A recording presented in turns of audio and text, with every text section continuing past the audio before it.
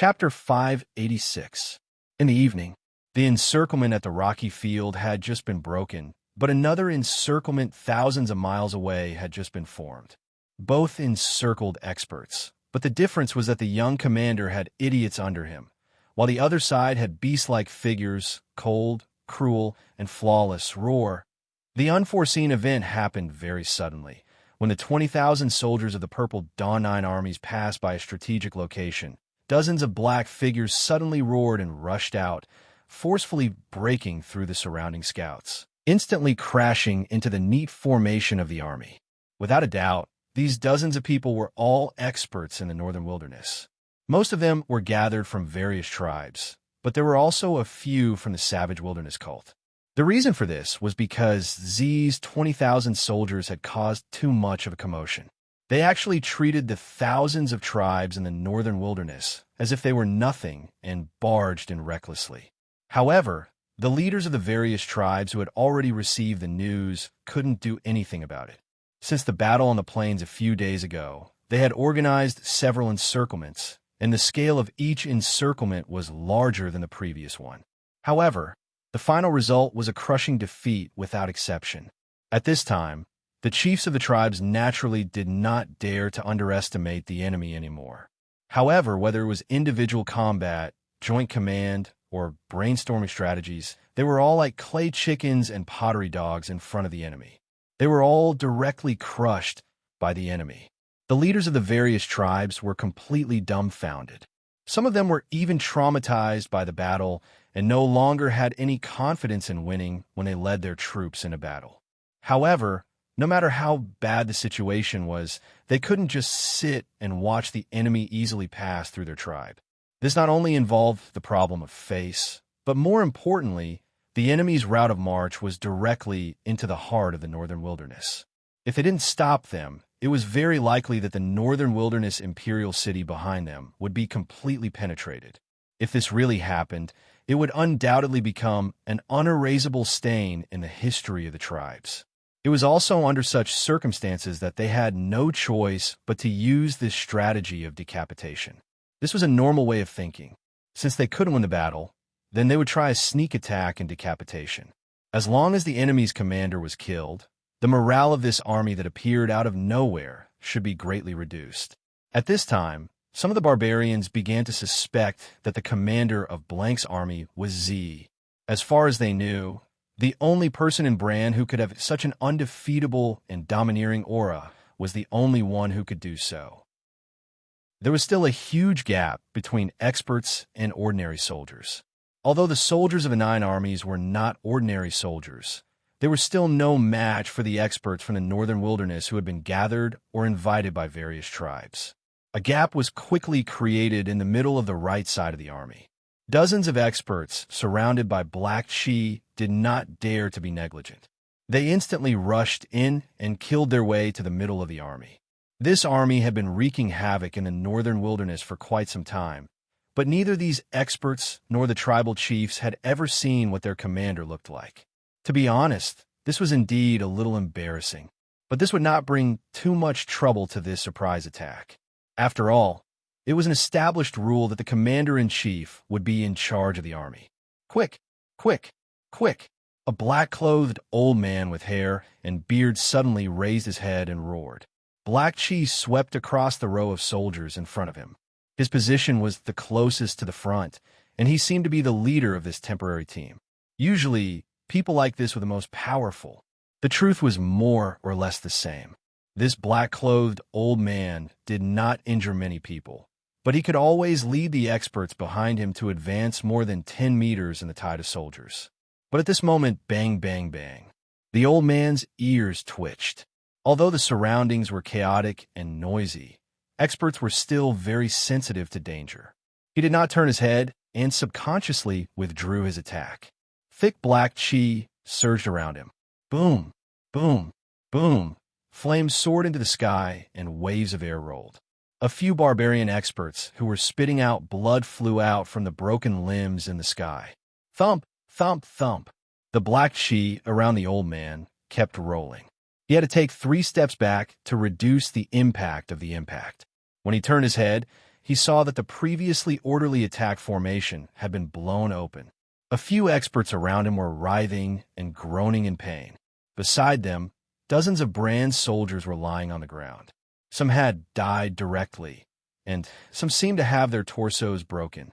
Even so, under the dim light of the night, they could still see them slowly crawling toward the center. Even though the old man was very experienced, he could not help but feel his scalp go numb when he saw this scene. He sucked in a breath of cold air. When they came over, they had heard that the enemy had a heavy weapon that was convenient to carry around. But in their opinion, as long as they could quickly charge into the enemy's crowd, this kind of large-scale destructive weapon would be useless. But the cruel scene in front of them undoubtedly showed that the enemy did not care about this. As long as they could kill them, even if there were more of their own people around, they would not hesitate to aim their cannons at them. What was more shocking was that the soldiers who were used as cannon fodder by their companions didn't change at all. The soldiers behind them were still charging at them.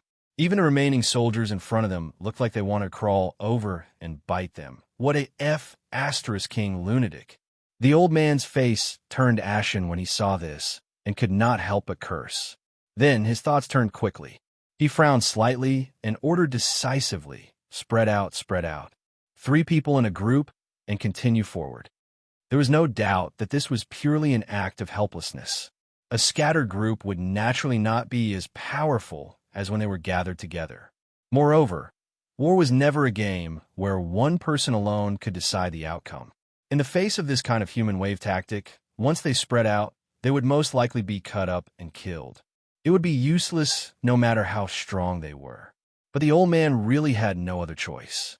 Even if he knew that this was very likely the enemy's plan, he could only choose to give this order. After all, looking at the crazy performance of these brand soldiers, he had no doubt that if they did not spread out, the enemy would bombard them again and again. If they were wiped out all at once, the losses would only be greater. Once the order was given, although the masters of the northern wilderness also knew that this was dangerous, they still hurriedly scattered in all directions, afraid that they would be bombarded again. As expected, after the masters of the barbarians dispersed, the sound of cannons no longer sounded. But at the same time, the assault team formed by the 3 masters also lost their sharpness. Although they were still strong in terms of strength, their momentum could not help but slow down under the sea of people. Kill, kill, kill. Among them, there was a small team of 3 people who were still rushing forward. The black gas that filled the sky turned into various evil demonic beasts, roaring in all directions. It was really awe-inspiring. The one leading was the black-clothed old man from before. On both sides of him, there were 2 middle-aged barbarians with gloomy faces. Their strength was also not weak. Under the combination of the strong, they rushed left and right as if they were entering a place where there was no one. Of course, this was also the reason why they did not hurt anyone. They only kept releasing the black gas that was unique to the savage wilderness, directly sending the surrounding soldiers flying. Excited by the killing, the black-clothed old man raised his head and roared. Roar! Brambrat, do you dare to come out and fight? Come out and fight. Needless to say, this was a provocation. After advancing so far, what entered their sight were only soldiers in black armor. They could not even distinguish the ordinary officers, let alone find the enemy's commander. How could this not make the old man anxious? The long roar reverberated in the air above the battlefield, but no one responded. Seeing this, the old man's face darkened. He leaped up and roared again. Ha ha, you don't dare? I originally thought that you were a character. His voice hadn't faded when suddenly a violent explosion was heard again. Huh? The black-clothed old man was startled. He suddenly turned his head and saw a large empty space not far from his left side. One of the 3 experts from before had been blasted beyond recognition. His whole body was smoking, as if he had turned into a piece of coal. The other 2 were not dead, but their hands and feet were broken to varying degrees. They lay on the ground in a daze, as if they had not recovered from their shock. In such a situation, they were undoubtedly at the mercy of the enemy. A few brand soldiers quickly walked over.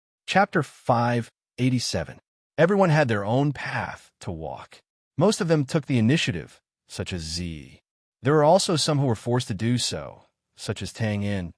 In the morning, the sun was warm but not warm, and the wind was cold. Tang In was lying on the leeward side of a hill, so he didn't have to worry about the cold wind. He poked his head out a little and saw the grass nearby bending over. There was a faint fragrance of wildflowers. It was a peaceful atmosphere. There were figures in the distance. Burly barbarians with bows and arrows could be seen patrolling the surroundings. The atmosphere was somber. Seeing this, Tang In couldn't help but shake his head and sigh. We're surrounded again.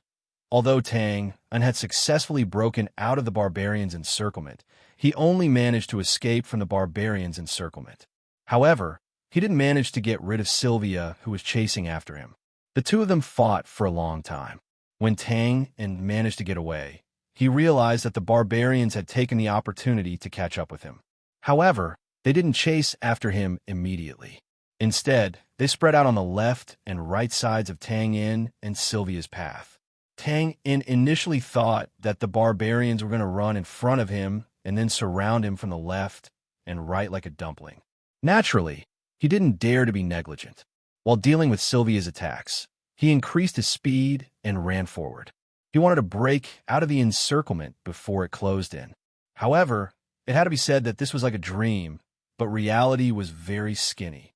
Under Sylvia's constant entanglement, Tang In couldn't just focus on running away. After a while, Tang In found himself surrounded again. This won't do.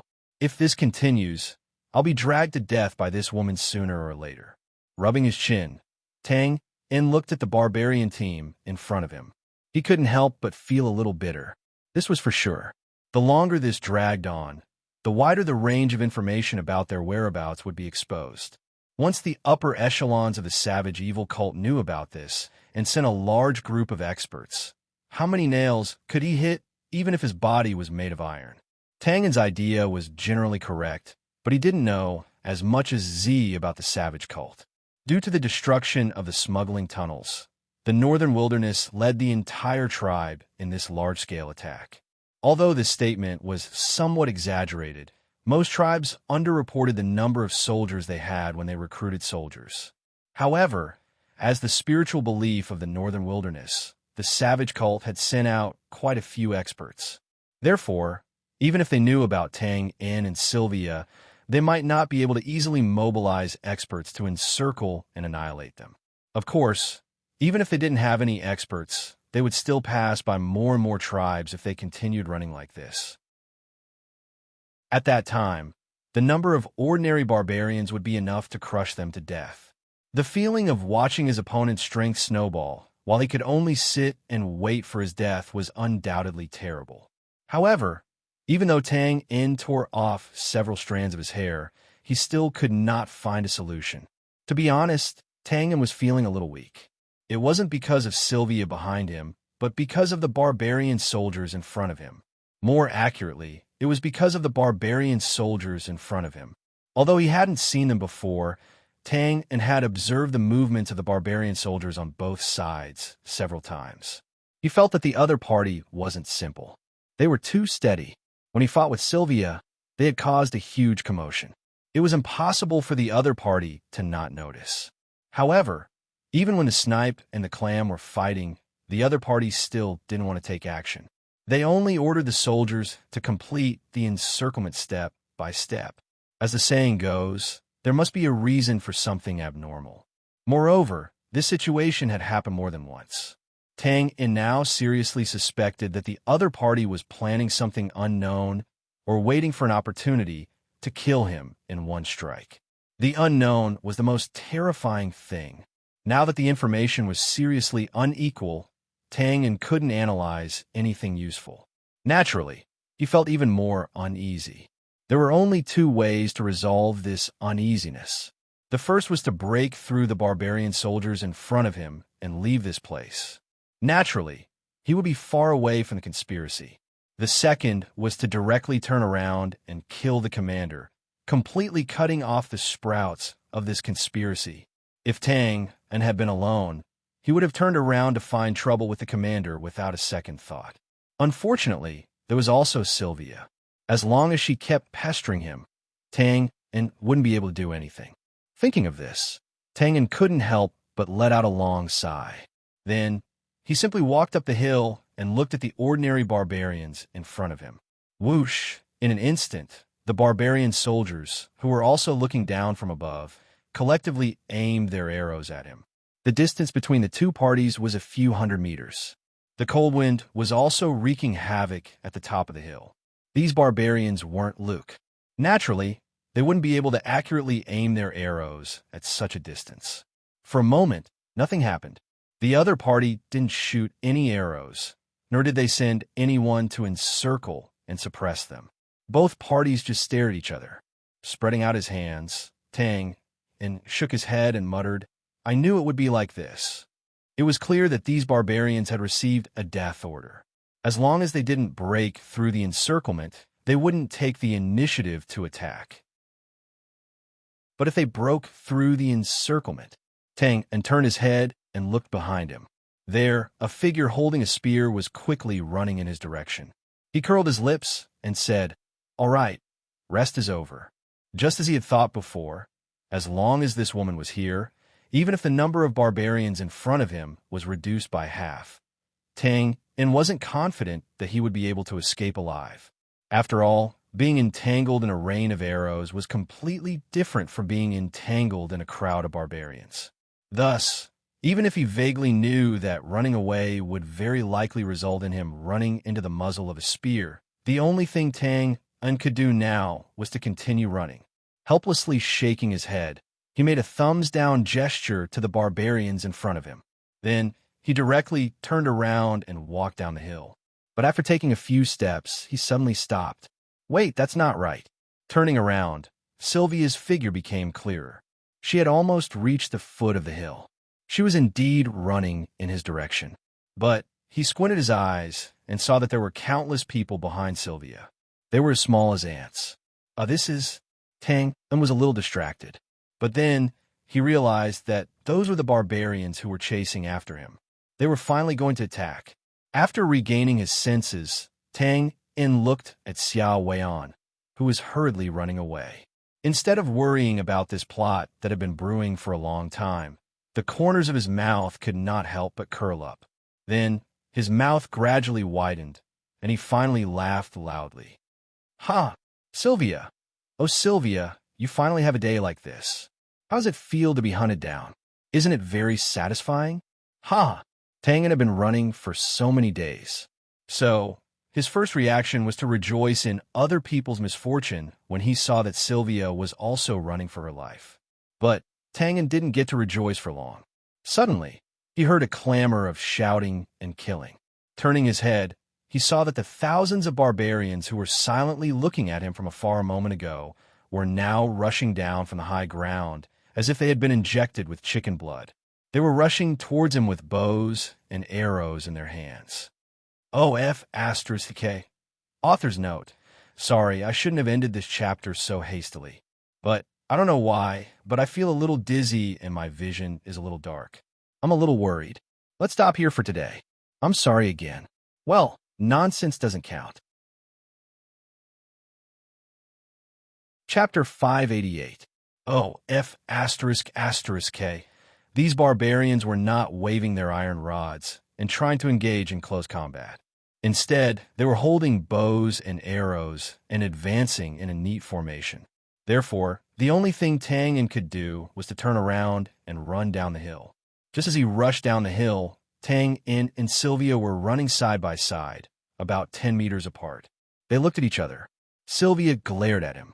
Perhaps she knew that the situation was urgent, so she didn't continue to pester him and turned her head away. "Oh, you still dare to glare at me." Tang didn't give her any face. He curled his lips and said sarcastically, "What did I say? I asked you to join hands with me, but you didn't want to. Now you know how to run away. Hey, aren't you known as the genius warrior of the Light Palace that only appears once in 100 years? Now that there are so many evil souls waiting to be purified, if you have the ability, why don't you turn around and kill them all? Noisy." Sylvia wasn't in a good mood. Hearing the long-winded, gloating words, she immediately waved her spear and threw a tyrannical spear light. Cha! Tang quickly stopped and changed his direction. He quickly dodged the spear light and cursed. He didn't want to excessively provoke Sylvia at this time. After all, if he really provoked her, Tang didn't doubt that this crazy woman would directly fight him to the death. Once there was peace, the two of them were still very fast. In a short while, they pulled away from the large group of barbarians behind them. But at this time, Tang couldn't help but frown. Previously, he was busy mocking Sylvia and didn't think deeply about the other party's intention. It was obviously abnormal for such a large-scale pursuit to be launched. Moreover, it wasn't just the barbarians behind them. The barbarians on both sides were also rapidly closing in on them. Although they had temporarily shaken them off, they didn't give up and were still chasing behind. Is there an encirclement waiting for us in front? Looking at the other party's encirclement, Tang Un's heart skipped a beat. He couldn't help but raise his head to look ahead. There were countless towering mountains blocking his view. For a moment, it wasn't easy to observe the specific situation. Although there was no danger yet, Tang was somewhat familiar with this method. It was like fishing in his hometown in the modern world. First, a fishing net was pulled downstream. Then a dozen people walked down from a few hundred meters upstream and hit the water with a big stick. The fish in the water panicked and subconsciously ran downstream. In the end, they naturally bumped into the fishing net. Thinking of this, Tangen's face couldn't help but sink slightly. After thinking about it again, he shook his head helplessly, and a bitter smile appeared at the corner of his mouth. So what if he knew? Besieging 3 and missing 1. This was an open and above-board scheme that simply did not allow him to escape. After pondering for a moment, Tang took a step forward and his sprinting figure slowly approached Sylvia. However, before he could even take a step forward, the flame spear suddenly soared with a milky, white, holy fighting aura. Sylvia's gaze was like a knife as it instantly swept over. Don't be agitated, don't be agitated. Tang raised his hands to show his innocence. Then, under Sylvia's vigilant gaze, he took a few more steps forward and said directly, "Let's cooperate. Don't be in a hurry to refuse." Waving his hand, Tang showed his most sincere gaze. "Hey, you've seen the current situation with your own eyes. I'm not fooling you. There are at least 5,000 barbarians. It could even be more than 10,000. You don't want to die in the hands of these low-level, evil heretics, do you?" Guessing Sylvia's mentality, Tang slowly said again, "Of course, it's unrealistic to expect the two of us to cooperate without any grudges. I only hope that if there's a situation like a large number of barbarian soldiers in front waiting for us to walk into a trap, you and I can launch our strongest attack in the same direction at the same time. With our strength, as long as we cooperate well, it's still possible to rush out from a weak point on both sides. What do you think?" Hearing this, Sylvia lowered her head and muttered to herself. She didn't immediately refuse. The current situation was different from before. Even if there were thousands of barbarians in the rocky area, they didn't immediately pose a threat to them. Therefore, even if there was only a short opportunity, she would still insist on attacking Tang. But now the danger was imminent. Anyone could see that it was impossible to fight their way out alone. Sylvia didn't care about dying in the hands of ordinary barbarians.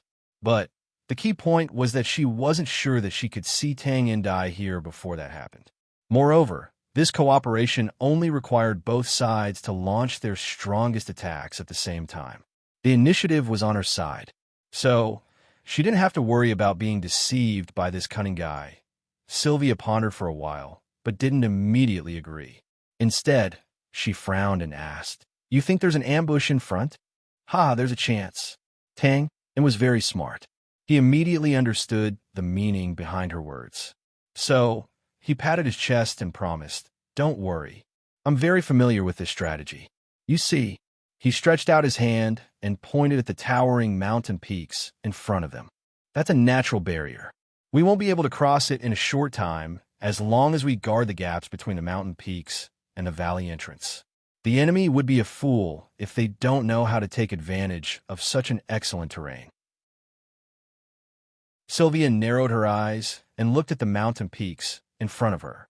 Then, she nodded and agreed with this speculation. Tang was happy to see this. He knew that this was a success. So, he moved closer and stretched out his hand. Haha, it's a pleasure to cooperate with you. Crack. He quivered, and his figure quickly retreated. Sylvia withdrew her flaming spear. Her expression was calm as she said, "Don't try to come closer. I don't trust you. It's just a high five. Please, why do you have such a strong sense of distrust?" Okay. The formation of a temporary alliance undoubtedly made Tang feel much more at ease. No matter how much he criticized Sylvia's logical thinking, Tang still recognized her strength. Of course, he had to admit it. After all, he had experienced it firsthand. Because the barbarians on both sides were constantly moving closer to the center, the space between Tang and Sylvia was constantly shrinking. Fortunately, the two of them had reached the mountain peaks. Then, Tang was dumbfounded. There was no sign of any barbarians here, not to mention the huge formation of barbarians. There was only a mountain peak, a continuous stretch of towering mountain peaks. Looking at Sylvia's suspicious gaze, Tang couldn't help but touch his nose. He looked confused and said, "This doesn't make sense." He looked around and raised his eyebrows. Then he pointed at the wide valley entrance in the middle of the mountain peaks and said, "Oh, I understand. The ambush must be in this valley. The enemy wants to catch you in a jar. Bah, they want to invite you into the jar." Humph. Sylvia turned her head and looked at the approaching barbarians. She snorted and ignored Tang. Then, she walked toward the valley entrance. "Hey, believe me, this is really a trap. Hey!" Although he kept shouting, Tang's footsteps did not stop as he followed Xiaowei on. This was inevitable. Although Tang felt that something was wrong, he couldn't deny the fact that it was more suitable to set up a trap outside the valley. After all, just by looking at the mountain peaks outside, one could tell that the valley wasn't small. Setting up a trap inside the valley was undoubtedly inappropriate. However, the fact was that there was no sign of encirclement outside the valley. Was the enemy's commander really that stupid? Regardless of whether this was a trap or not, they had no choice but to enter the valley first as the barbarians were getting closer. The entrance of this unknown valley was not as narrow as it was commonly seen, or it was simply in the style of the one-line sky. On the contrary, it was very spacious. The towering mountain peaks were distributed in all kinds of postures on both sides. It seemed as if they were bowing to welcome guests, but also seemed as if they were pulling and swallowing. Tang and Sylvia frowned. They slowed down their footsteps almost at the same time. Obviously, they both felt that there was something wrong with the valley in front of them. However, they didn't see anything unusual. They also didn't feel the slightest bit of alarm. "It seems a bit strange." Tang rubbed his palms and turned his head to ask, "You're very knowledgeable. Have you heard of such a place?" "No, I'm not familiar with the northern wilderness." Sylvia shook her head slightly. Her expression gradually became vigilant. Then she said in a deep voice, "But there are many strange places on the Shiza continent. There are several known places north of the Bran. Some of them can't be entered. Some of them." She paused and glanced at Tang. Then she stopped talking. Tang was stunned for a moment. Then he understood. He couldn't help but grin. "You're too careless. We're refugees on the same boat. We're in a cooperative relationship. Why do you need to hide it? Also, doesn't the doctrine of the Temple of Light say that people must be honest? God says that we must be honest with our Father God, believers and companions. Hey, isn't that good? But evil heresy isn't one of them." Fuck. The valley wasn't short. Although Tang and Sylvia slowed down, they were still faster than ordinary people in order to not be caught by the barbarians behind them. But even so, after walking for about 5 minutes, the strange mountain peaks on both sides gradually disappeared. The valley also came to an end. Both of them were veterans of hundreds of battles. Naturally, they wouldn't recklessly step into this strange canyon. Almost at the same time, they stopped and turned their heads to look at the things in the canyon. As far as their eyes could see, There were only gullies, hills, protruding rocks, small woods, and so on. Everything was normal. Tang and turned his head. The vague silhouettes of barbarians had already occupied the entrance of the valley. But they were only guarding the entrance of the valley. They didn't seem to have the slightest intention of coming in. He frowned. Sure enough, there's a problem, Phew. Sylvia was decisive. She took a deep breath when she saw that there wasn't anything abnormal. Then, she raised her spear and stepped in. Rustle, rustle, rustle. It could be seen that Sylvia was also very serious. She slowly stepped in, and the flames on her spear flickered. Suddenly, her footsteps stopped, and her body shook. Then, she raised her head and looked around. Then, she lowered her head and looked at the ground. She looked a little surprised. What's the situation? Tang's heart skipped a beat. He quickly asked, but Sylvia obviously wouldn't tell him. She turned her head and glanced at him. Then, she expressionlessly entered the valley. F*CK. I'm looking down on you. Tang felt as if 100 claws were scratching his heart. He gloomily pointed his middle finger at Sylvia's back. Then he scratched his head and frowned. But he eventually shook his head and sighed. Then he cautiously stepped forward. There was no other way. He couldn't just stay here and not go in. Even if he wanted to do so, he would have to see if the barbarians behind him were willing or not. Moreover, Sylvia's decisive action seemed a little reckless. But it was also calculated. Since he had to go in, the earlier the better. After all, if there was something strange inside, then it would be advantageous to get a hold of it first. 1 step, 2 steps, 3 steps, nothing unusual. Phew! Tang looked at the place where Sylvia had stopped. He couldn't help but take a deep breath. He concentrated his mind and firmly stepped forward. Chapter 589. After a while, outside the entrance of the valley, the barbarian armies from all 3 directions had arrived. At a glance, one could see a swarm of people crowding the area, making it so that not even a drop of water could trickle through. No one entered the valley to pursue. They were all gathered in groups of 3 to 5, whispering to each other. They looked excited as if they were waiting for something. Soon, the crowd seemed to have been split by a sharp sword. They moved to the sides and made a wide passage. For a moment, the surroundings were silent. It was a spectacular sight. Then, the sound of wheels rolling could be heard. A small caravan calmly entered. As the saying goes, the bigger the aura, the bigger the scene. The scene in front of them was supported by more than 10,000 barbarians. There was no doubt that it was powerful. However, the small caravan members who walked through the middle looked calm. They looked around with calm eyes, as if they were used to such scenes. At this time, more than 10 burly men walked in front of the passage. They raised their heads and puffed out their chests. Their status was obviously not low. However, when they approached the young captain in front of the caravan, they took a step back in advance. They put their left hand on their right shoulder and bowed in the northern wilderness. Yes, waving his hand, the young captain interrupted them. His hoarse voice was extremely calm. No need for formalities. And where are they? They entered the valley 15 minutes ago. Lead the way. Yes. With just a few simple words, this young commander who had previously spoken amiably with Andre, Sheeny, and the others, now displayed the swift and decisive manner of a superior, an imposing aura that could not be disobeyed. The dozen or so barbarians didn't feel awkward when they heard these words. They immediately turned around and led the way obediently. At the entrance of the valley, the caravan full of children's toys was left behind. The group did not stop and walked straight into the wide passage. Then, the young commander turned his head and glanced at Andre. The latter nodded in understanding. Then he stopped and waved his hand to signal the dozen or so barbarians to stay behind.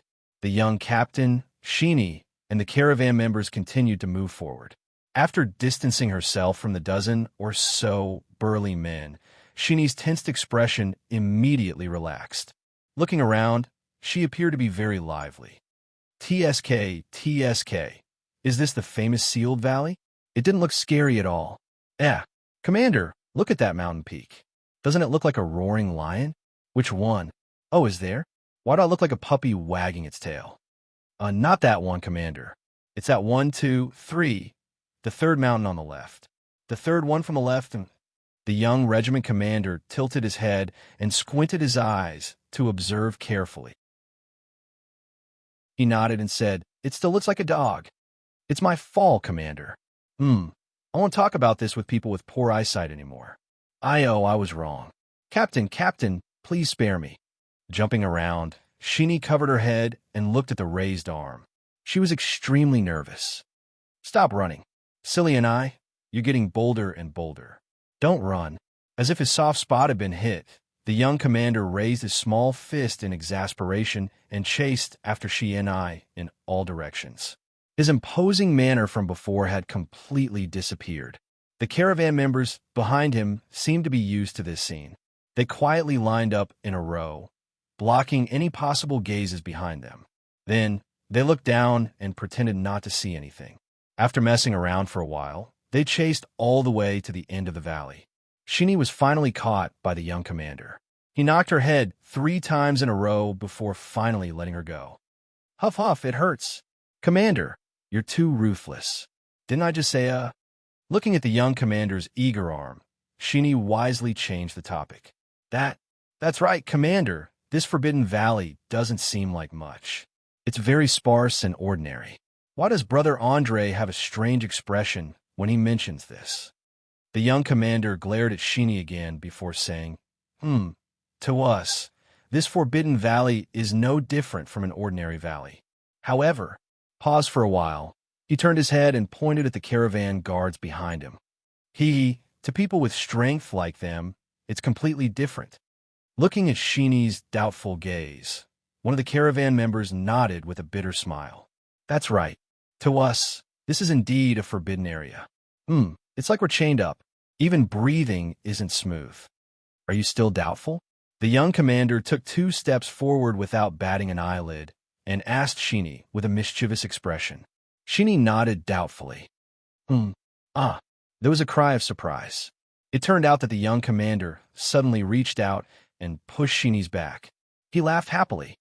Then let's go and experience it." Thump, thump, thump. Stumbling, Sheeny took 5 or 6 steps forward before stabilizing herself. Before she could turn around and settle the score with the commander, her delicate body suddenly shook, just like Tang In and Sylvia before. Her mouth was half open, like a fish that accidentally jumped onto the shore. It was only a short distance of a few steps, but at this moment, Sheeny clearly felt that she was in another world. Silence. Silence. Dead silence. The sound of falling leaves, the chirping of birds and insects, and even the constant howling of the cold wind in the northern wilderness all year round. Here, there was no sound at all. This feeling was like falling into a bottomless abyss, but also like having her sense of sound completely taken away. It made one's hair stand on end. Wah! After a few seconds, Sheeny was like a rabbit that had been shot by an arrow. She let out a sharp cry and immediately jumped back. She no longer cared about denouncing the culprit. She tightly hugged the commander's arm, her expression extremely frightened. Patting Sheeny's shoulder, the young commander smiled and said, "How do you feel?" She spoke incoherently. "There's no sound. There's no sound at all. Really? So scary." It's not just sound that's absent." Shaking his head, the young commander raised his palm and spread out his 5 fingers, as if he was feeling something. "It's in my palm. In every corner around us, there are things that can't be seen. For example, magic elements, do, chi, etc. This is a gift from the Creator, used to reward those who train hard or have outstanding talent." Lowering his palm, he pointed at the seemingly ordinary canyon in front of him. According to Brand's classification, when warriors of Earth grade and above fight, they can use the scattered do chi in the surroundings to increase the power of their moves. But here, the increase effect is 0. Also, when warriors of Earth grade and above fight, they will constantly consume the do chi in their body while also using various methods to absorb the do chi in the surroundings to prolong the duration of the battle. But here, the absorption effect is 0. Paused for a while, pursed his lips and said, Because here in this sealed valley, those invisible magic elements, do, chi, etc., all disappear, not leaving a single trace. In other words, this is a true expert's forbidden area. Sheenie on the side heard this and opened her mouth, her expression shocked. She even temporarily forgot the fear from before and subconsciously asked, why? Who knows? Casually shrugging, the young commander narrowed his eyes and looked at the canyon. Maybe there's a rule here. Don't ask me what a rule is, I don't know either. The last sentence was obviously to shut Sheenie's mouth.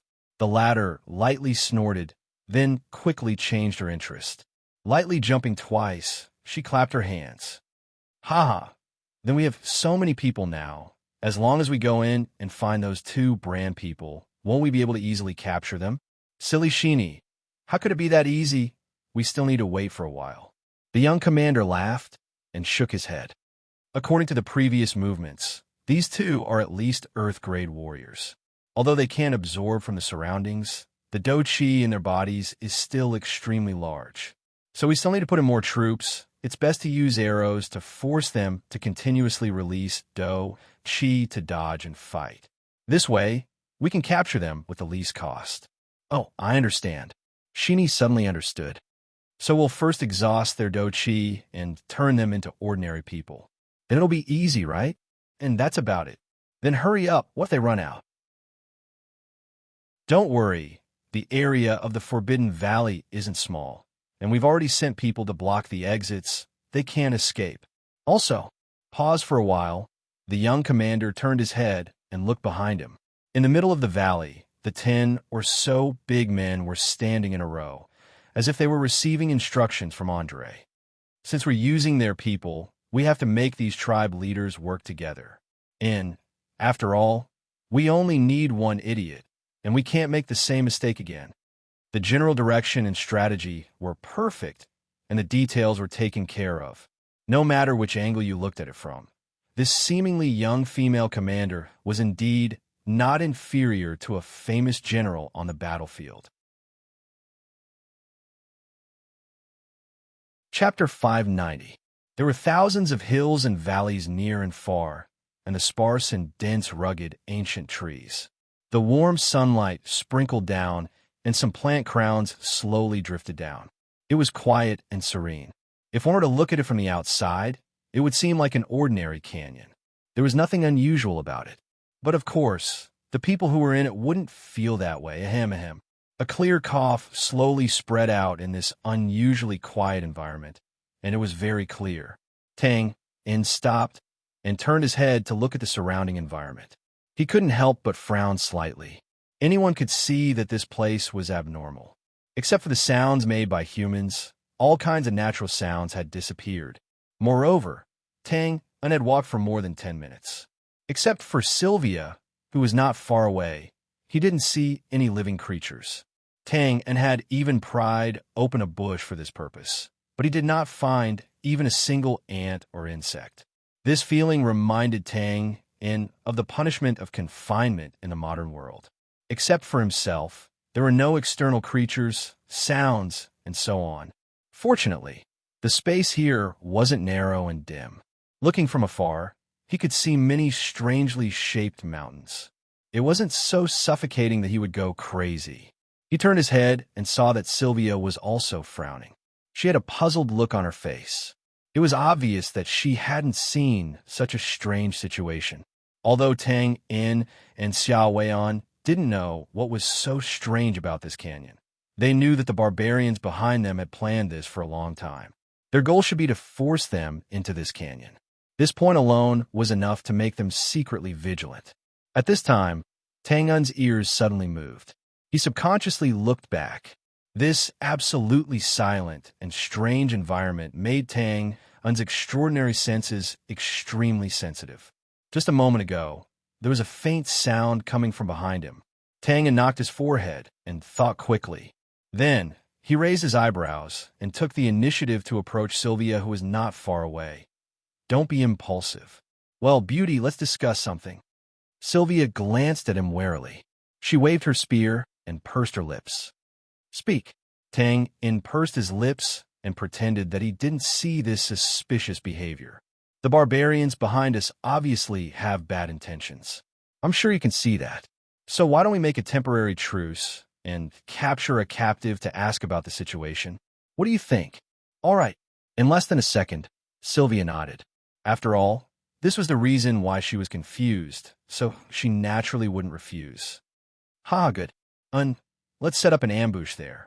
Tangan had expected that Sylvia would not refuse his small proposal. Hearing her words, he chuckled and pointed directly behind the protruding rock beside the narrow mountain road. Of course, if Tangan could foresee the serious consequences of this decision, he would rather sew his mouth shut right now. Capturing an ordinary captive was a piece of cake for Tang In as long as Sylvia didn't cause any trouble at the side. And that was the case.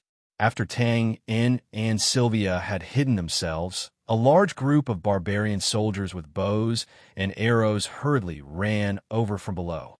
Tang In saw the opportunity and silently floated out. He followed a few steps like a shadow and neatly covered the mouth of the last barbarian. Then, he quickly jumped back behind the rock. Even Sylvia couldn't help but blink when she saw this series of skillful movements. Not to mention those ordinary barbarians who didn't know anything. They didn't make any movements and continued to rush forward. Tangan waited until the large group of barbarians had gone far. Then, he rubbed his hands and said to Sylvia with a smile, "Haha, beauty, listen to my advice. The following scene is not suitable for children. It's better for you to stay away." Sylvia heard this and snorted coldly. But she didn't say anything. This was inevitable.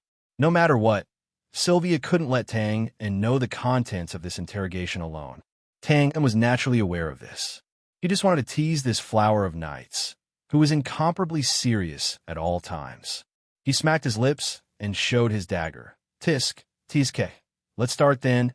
Facts had proven that barbarians were also humans. Humans would have negative emotions, such as fear and fear. Tangan's interrogation methods were undoubtedly cruel and powerful.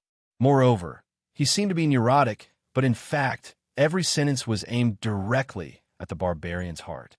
As long as he had enough patience, the success rate of interrogation was very high. During this time, Sylvia didn't show any other changes except for silently muttering to herself. An evil heretic will always be an evil heretic. She calmly watched Tang In carry out various dissecting tasks. After about 10 minutes, the barbarian's heart completely collapsed. Tang In seized the opportunity and whispered a few words in his ear. He successfully obtained the relevant information. 10,000 desire people? TSK, they're really willing to put in a lot of effort. Forbidden Valley? What's that? There's no fighting energy or magic elements here. Although there were only a few sentences, it was undoubtedly important news for Tang In and Sylvia, especially the last sentence. No fighting energy or magic elements. Tang In blinked and touched his chin subconsciously. What about blood energy? Wait, blood energy is given to me by the system. I get it by killing people. It doesn't seem to have anything to do with the surrounding environment. Whoosh! Before Tang In could fully understand, he saw a dazzling fighting energy roll toward him from the corner of his eye. Damn! Tang In reflexively stepped back and rolled on the ground to avoid the attack. Then he quickly got up. His body swayed and instantly pulled out a series of illusions. He moved left and right, forward and backward. Then he decisively jumped to the right. Boom! Another domineering spear attack came. However, in this short moment, she misjudged the attack's landing point. It landed on the left side of Tang In's body and shattered a bubble illusion. As expected of a woman. Wiping the sweat off his forehead, Tang In gave Xiao Weian, who had a serious look on her face, a thumbs up. Of course, it was downwards. The speed at which you change your mind is faster than flipping a book. Without saying a word, Sylvia stepped forward with a gloomy face. The blazing flames around her rolled endlessly like a tide. Her spear seemed to be slow, but was actually fast as it pierced toward Tang Un's heart on the left side of his chest. F***CK. Without saying a word, Tang Un turned around and ran. This curse was not directed at Sylvia, but at himself. Tang Un wanted to slap himself. Why did he suggest to take her captive? Wasn't that just a stupid mouth? There was no doubt that this kind of environment was extremely unfavorable for an expert like Sylvia. Fighting energy was the foundation of martial arts. There was no such thing as the lone 9 swords in this world. Without the support of strong fighting energy, even the most powerful martial arts would be crushed directly. Although Sylvia did not know that Tang Un's blood energy was strange, she knew that her strength was higher than Tang Un's. This was also the confidence that supported her for so long. Because in her opinion, no matter how long or how far the chase was, as long as there was a good opportunity, she could completely destroy Tang Un. But now, this plan was undoubtedly destroyed. Sylvia was very confident in the scale of the fighting energy stored in her body, but the key was that Tang Un was in the same realm as her, so there should not be much difference between them. In this way, Sylvia did not have the confidence to see Tang Un die before she died. Thinking of this, Sylvia naturally turned hostile. She wanted to take advantage of the time before her fighting energy was exhausted to kill Tang Un with her spear, even if she had to die together with him.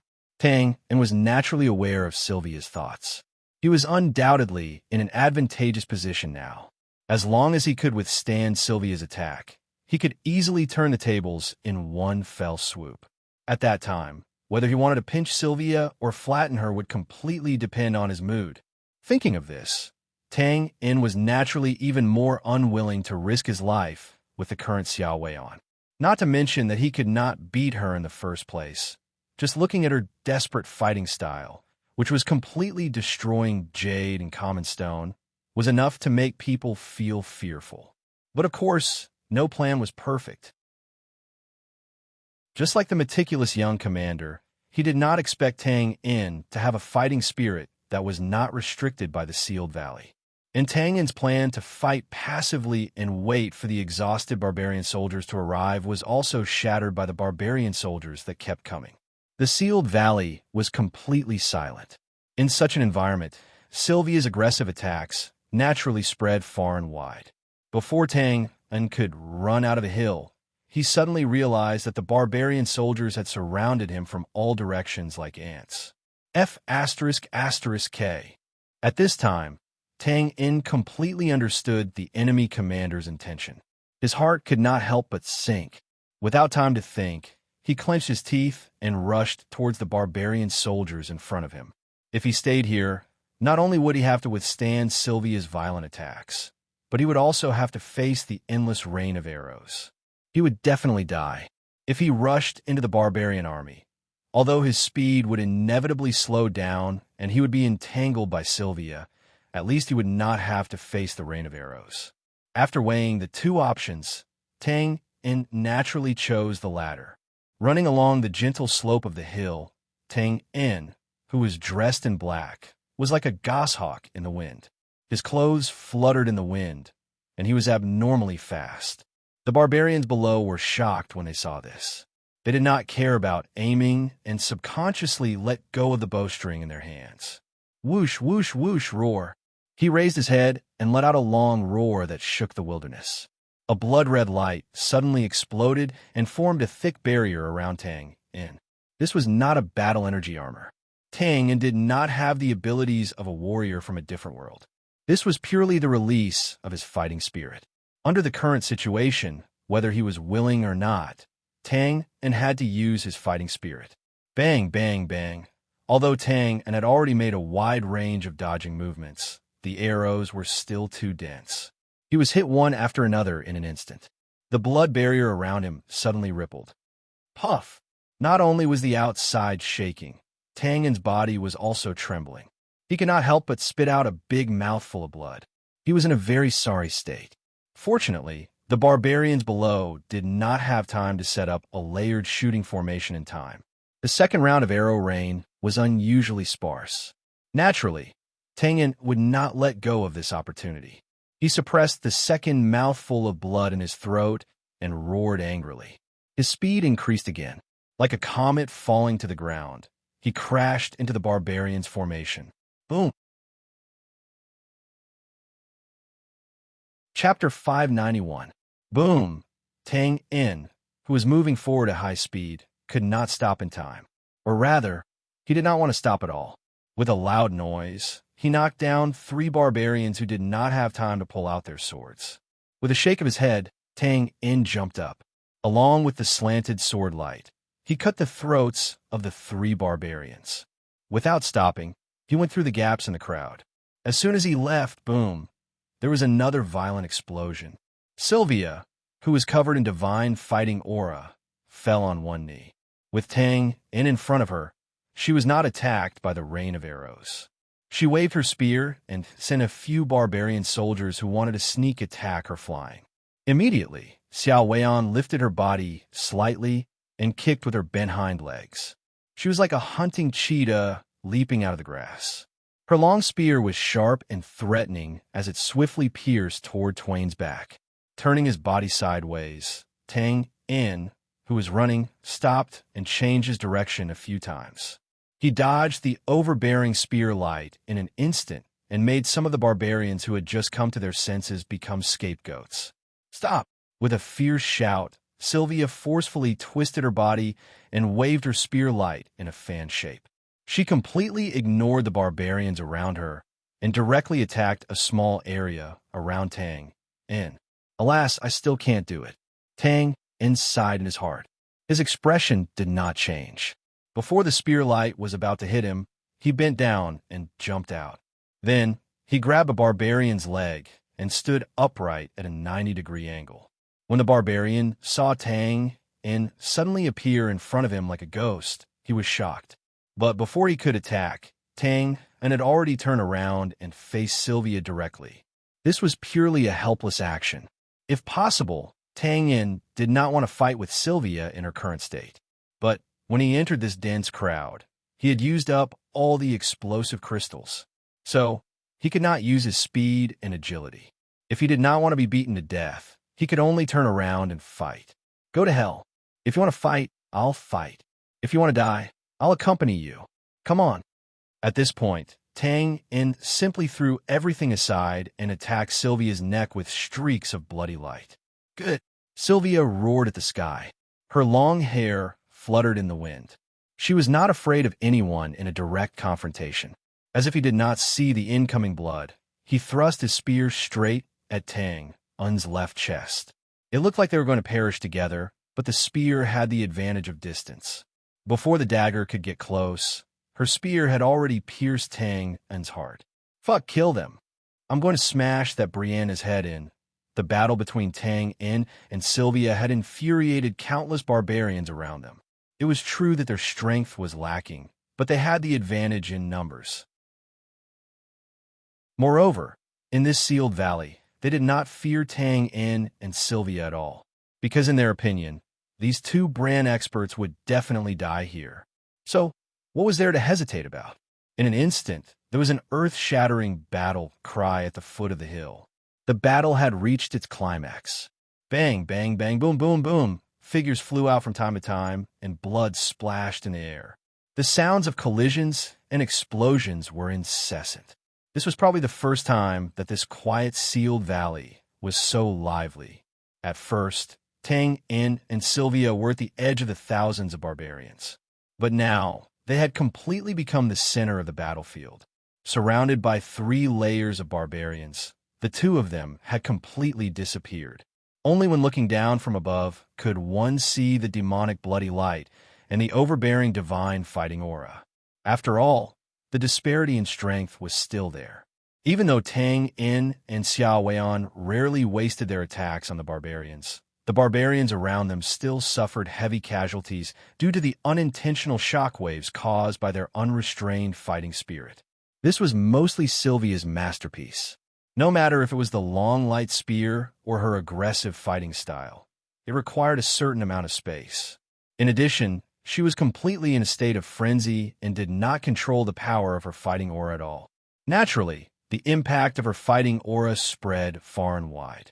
Moreover, This was because Xiao Weian was unable to mobilize the surrounding Doqi because of the Forbidden Valley. Otherwise, these barbarians would never be able to enter the battlefield with just a wave of her hand. However, these thousands of barbarians were also stimulated by the blood spraying all over the sky. They fought until their eyes turned red and did not retreat. They were not like the soldiers of Z's army. They showed a completely inhuman attitude from the beginning of the battle. As the saying goes, those who are stupid are afraid of those who are reckless, and those who are reckless are afraid of those who do not care about their lives. Now, there were only two opponents, and they were still in the sealed valley. Therefore, no matter how powerful their opponents were, they could accept it. They even had a certain psychological advantage. Moreover, they had been ordered to fight to the death by the leaders of their respective tribes. There were also important people behind them. Naturally, it was impossible for them to run away. It must be said that these ordinary barbarians were of some use to Twain, even though this was definitely not their intention. It turned out that after being affected by the large-scale battle, most of the iron rods of the barbarians were smashing towards Sylvia. This was completely subconscious. However, it inevitably brought some trouble to Sylvia and gave Tang and some breathing room. It was just a little bit of breathing room, but it was enough for Tang Yin. In the next moment, Xiao Wan, who was not bothered by Tang Yin's attacks, could not bear it any longer and swept out a large area of spear light. Huh! Tang Yin let out a long laugh. He stepped on a barbarian's shoulder and leaped into the air. His height was not exaggerated, but if it had been in the past, he would have been nailed to the ground by Xiao Weian's tyrannical spear light as soon as he got up. Empty kill. He suddenly turned his head. In Sylvia's line of sight, the figure of Tang, on who had jumped to the top, suddenly flashed. 1 became 2, 2 became 4. In a flash, dozens of figures of Tang appeared in the air. Moreover, these figures were so vivid that even Sylvia frowned for a moment. She could not tell which one was the real one, which one was an illusion. At this moment, all the figures of Tang in the air turned over at the same time. In the next moment, the ground was shrunk. Dozens of bloody lights appeared directly in front of Sylvia. It was as if the distance of more than 10 meters between them did not exist. Die! Roar! Good for Xiao Weian. Her shoulders still moved slightly at this moment, and the long spear that had been struck to the side was instantly pulled back, thrusting straight at the figure of Tang Yin, who was holding a dagger with the intention of piercing through. But would this gamble hit its mark? Whoosh! The spear went straight through Tang Yin's figure. It was as if it had hit a bubble. It was an illusion. It did not hit. At this moment, puff! The dagger entered the body and blood bloomed. Xiao Weian lowered her head and saw a crimson dagger piercing through her shoulder armor and stabbing right in her left shoulder. What a pity! A faint regret emerged from the bottom of Tang Yin's heart. This result was naturally not caused by his mistake. Instead, it was Sylvia's subconscious movement of her shoulder. The dagger that should have been aimed at her heart could only stab into her left shoulder. Although the sudden attack did not succeed, Tang Yin was a decisive person. Just as he was feeling regretful, the bloody glow of the pockmarked dagger suddenly surged. It flowed along the dagger and continuously entered Sylvia's body. Since I can't kill you directly, I'll just infuse my blood and qi to blow you up. Even if I don't succeed, I'll infuse as much blood and qi into your body as possible. At least, I'll destroy one of your arms. Tang Yin's reaction was fast, but Sylvia was not slow either. However, she did not shake off the threatening bloody dagger immediately. On the contrary, the corners of her mouth rose slightly. She took a deep breath and gradually puffed up her chest. Tang Yin was stunned for a moment. Then, his expression changed drastically. He could not care less about this extremely sexy and erotic scene. He took the initiative to withdraw the dagger, and his figure instantly retreated. But at this moment, Sylvia stepped forward. She clenched her jade teeth and clenched her hands into fists in front of her chest. Her body was trembling constantly. Suddenly, several holy light pillars appeared out of thin air. As soon as they appeared, they immediately spun rapidly. Phantoms clustered together, and formed a light curtain. The next second, roar, a sharp and piercing roar shook the whole place in an instant. In the shadow of the light curtain, Sylvia's folded fists suddenly opened wide. She raised her head and stood upright. Her long hair fluttered in the wind. She looked like a goddess. At the same time, the surrounding light curtain exploded. The milky white holy light instantly radiated on the spot. It spread out, spread and spread. First, it covered countless stunned barbarian soldiers in the surrounding area. Then, it expanded and caught up with Tang, who was retreating quickly. It directly entered Puff. Chapter 593. In the evening, the setting sun was as red as blood. In the valley. Commander, it's been half a day. Why is there still no news? Could it be that we still haven't taken care of those 2 brand people?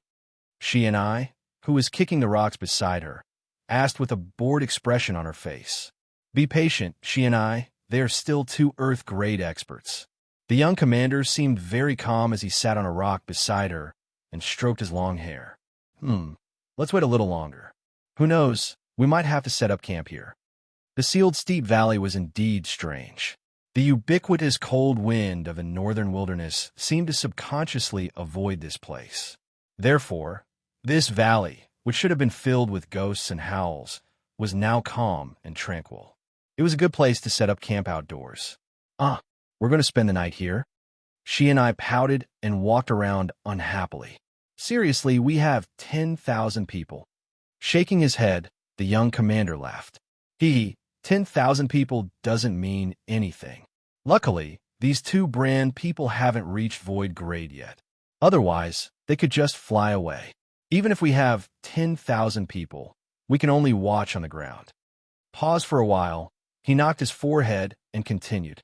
But if we can continue to surround them, then it should be about time.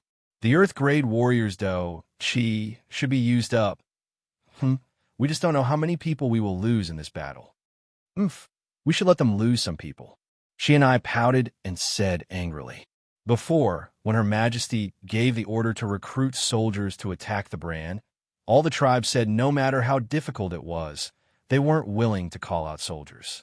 Now that we've come out to take a look, those small and medium tribes all have thousands of people hidden. They are obviously lying to Her Majesty. They deserve to die. The young commander, only chuckled and didn't agree with Shini's complaints. Since they were in different positions, they would naturally see things from different angles. From the perspective of the higher-ups, these tribes hid their strength and lied to Her Majesty. Naturally, they deserved to die. But from the perspective of the tribe leaders, they first had to ensure that their tribe had enough people. This way, they could protect their tribe's interests from being invaded by other tribes. Thus, they naturally didn't want to send out more soldiers. Furthermore, how could Her Majesty not know about this situation? That was naturally impossible, but for the sake of the stability of the northern wilderness, the most she could do was to make an example out of them and intimidate them. Moreover, the situation in the northern wilderness was especially difficult this year. There was a severe shortage of food, and there were already many protests from various tribes. Thinking up to this point, the young regiment commander couldn't help but secretly clench his fists. His determination to find crops that could be planted on a large scale in the northern wilderness became even firmer. As long as he could solve the food problem and firmly control it in his hands, most of the problems would be solved. Someone had returned. Captain, look, someone's coming back. Is it settled? Amidst the cheers, Shini ran to the entrance of the valley. Then, she took a few steps back with lingering fear and pointed inside. The young commander got up when he heard this. He walked over and squinted his eyes to take a look. In the hazy twilight, there was indeed a barbarian's silhouette rushing towards them. He raised his eyebrows and shook his head. She and I, Order someone to move the tent from the car. We'll spend the night here. Why? It's very simple. Pointing at the barbarian's silhouette, the young commander squinted his eyes and said, Do you think that if we had successfully captured the 2 brand people, the one who would come to report would be this ordinary soldier? She and I was stunned when she heard this, but she immediately reacted. That's right, If they had successfully captured the two, the ones who would come to report would definitely be the leaders of the 10 tribes. Only if they had failed would they send an ordinary soldier to take the blame, so that they wouldn't be scolded badly. As expected, when the burly barbarian approached, he immediately lowered his head in shame and hesitantly reported the failure of the encirclement. The young commander lightly nodded and said calmly, "So, the two brand experts have already broken out of the encirclement?" Broke out of the encirclement of 10,000 people? Yes. The barbarian's head lowered even more. He tried to organize his words and explained, "Actually, we were almost successful. The other party had been firmly trapped in the encirclement." But, his body trembled, as if he had thought of something unbelievable. He swallowed his saliva and continued, "But one of the brand people suddenly became very strange, very scary. His eyes were blood red, and his strength increased dramatically. He was like a demon from the abyss. Everyone was caught off guard and suffered heavy casualties. He successfully broke out of the encirclement, and the other brand woman also took the opportunity to escape." Speaking until here, the barbarian secretly glanced at the young commander's face and immediately patted his chest. "But don't worry, the leaders have already set up an inescapable net and are chasing after them. The two brand people are now just trapped beasts. They definitely won't be able to escape." Waving his hand, the young commander interrupted the barbarian's solemn vow and calmly asked, "I just want to know the exact time. When will you be able to finish?" The barbarian scratched his head. This kind of promise was obviously not something that an ordinary barbarian would dare to make. "Okay, help me pass a message to the leaders. Just one night. Tomorrow when I wake up and open the tent, the first thing I must see is the two brand people. Go." Yes, one night was not a short time, but in the eyes of the barbarian, it was undoubtedly more than enough. He immediately nodded in response, and after bowing, he immediately turned around and ran back. A bunch of trash. Seeing the barbarian's figure disappear into the twilight, Sinead's face was full of disdain. She then turned around and asked in confusion, "Commander, why didn't you personally command? If you were here, the two brand people would not be able to break out of the encirclement. After all, they are not from our tribe." Just a simple explanation. The young commander did not say much. He then pursed his lips. "Of course, if they still can't finish it by tomorrow morning, then don't blame me for not giving face." Before he finished speaking, there was a sudden shout from behind, "Commander, Commander!" The two of them turned around in shock and saw a figure running from behind, wiping the sweat on his forehead from time to time, as if he was quite nervous. Sinead opened her mouth. "Brother Andre. Didn't he go to coordinate the defense of the other entrances of the valley?" The young commander's expression changed. She was familiar with Andre's character. He was not a person who was used to being startled. On the contrary, his character was very calm. Before she could get close, Andre, who was sweating profusely, said directly, "Commander, I just received news. Commander died at the hands of Z at the Segli-Uguna River." What? Even with the calm temperament of the commander, her delicate body could not help but tremble as she cried out in surprise. Sinead, who was at the side, did not need to be said. She stood there in a daze, obviously stunned. However, the young commander's reaction was very fast. She immediately asked anxiously, "Where did this news come from? Is it true?" It should be true. Although he already knew this news, Andre still nodded painfully. He then told the source of the news. This important news was naturally true, because the one who said this was Anglo's personal guard. It turned out that previously at the Segli-Uguna River, Anglos had no choice but to order more than 100 barbarians around him to jump into the river to escape. Fortunately, 2 barbarians narrowly escaped death and were saved by an old fisherman downstream. However, at that time, they were also on the verge of death and did not have the ability to spread the news. They could only ask the old fisherman to spread the news. However, the old fisherman had not seen the world and was quite frightened by the news.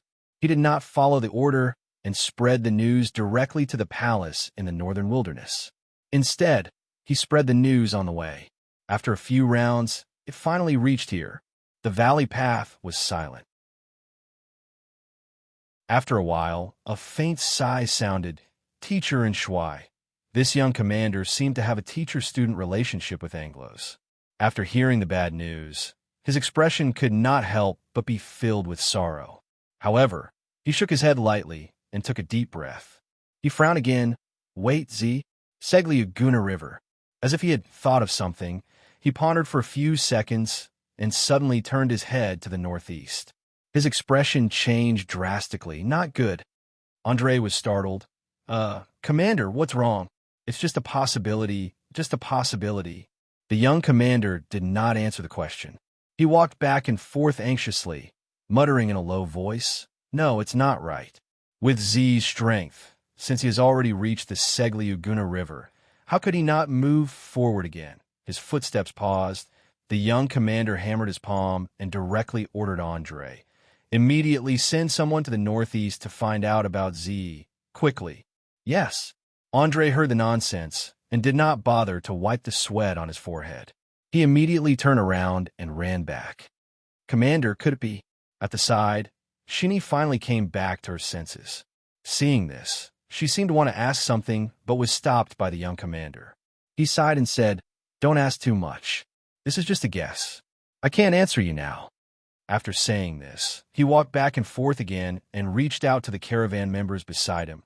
Go into the valley and find the dozen or so clan leaders. Tell them that I don't need them alive now. Kill them as fast as you can and end this battle. Anglo's death had undoubtedly made the young commander aware of the situation at the front line. Since that was the case, there was indeed no need to continue capturing them alive. Chapter 594. In the night, the light from the torches continued to flicker like a long dragon, illuminating the originally quiet Forbidden Valley as bright as day. Cough, cough.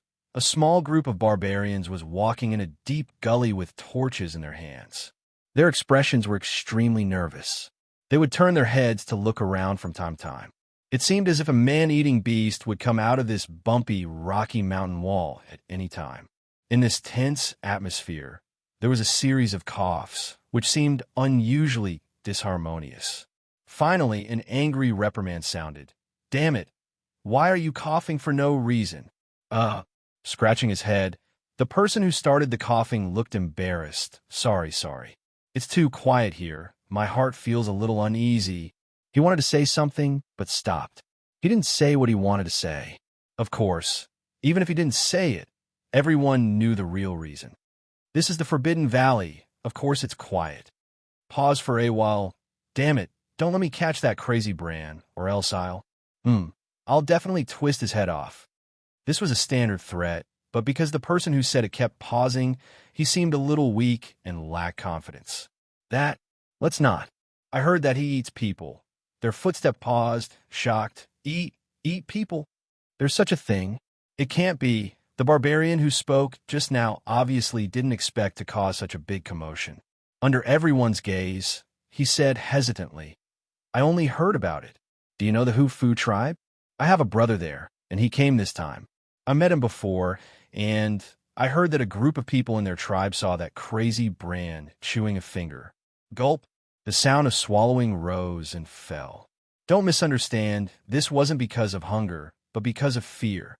Although the Bran spread a rumor that the northern wilderness was full of uncivilized barbarians who ate human flesh, there was no evidence to back up the rumor.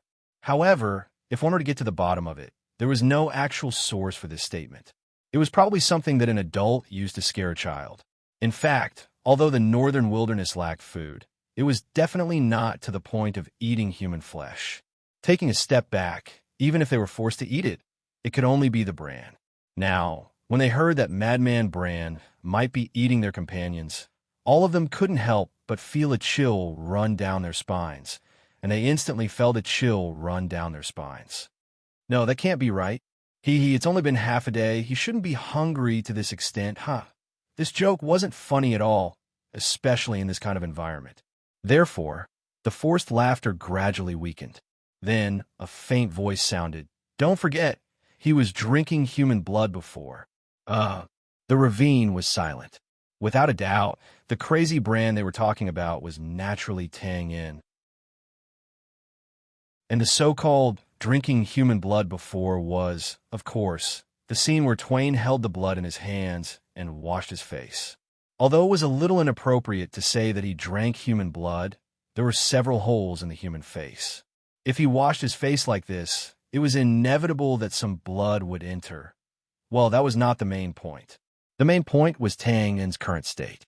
If it was under normal circumstances, although Tang In was ruthless enough, he would definitely not be in such a state where he was obviously crazy. However, it was actually easy to explain. Tang In had activated the ghost body skill again. Tang In had always been a little wary of the ghost body skill.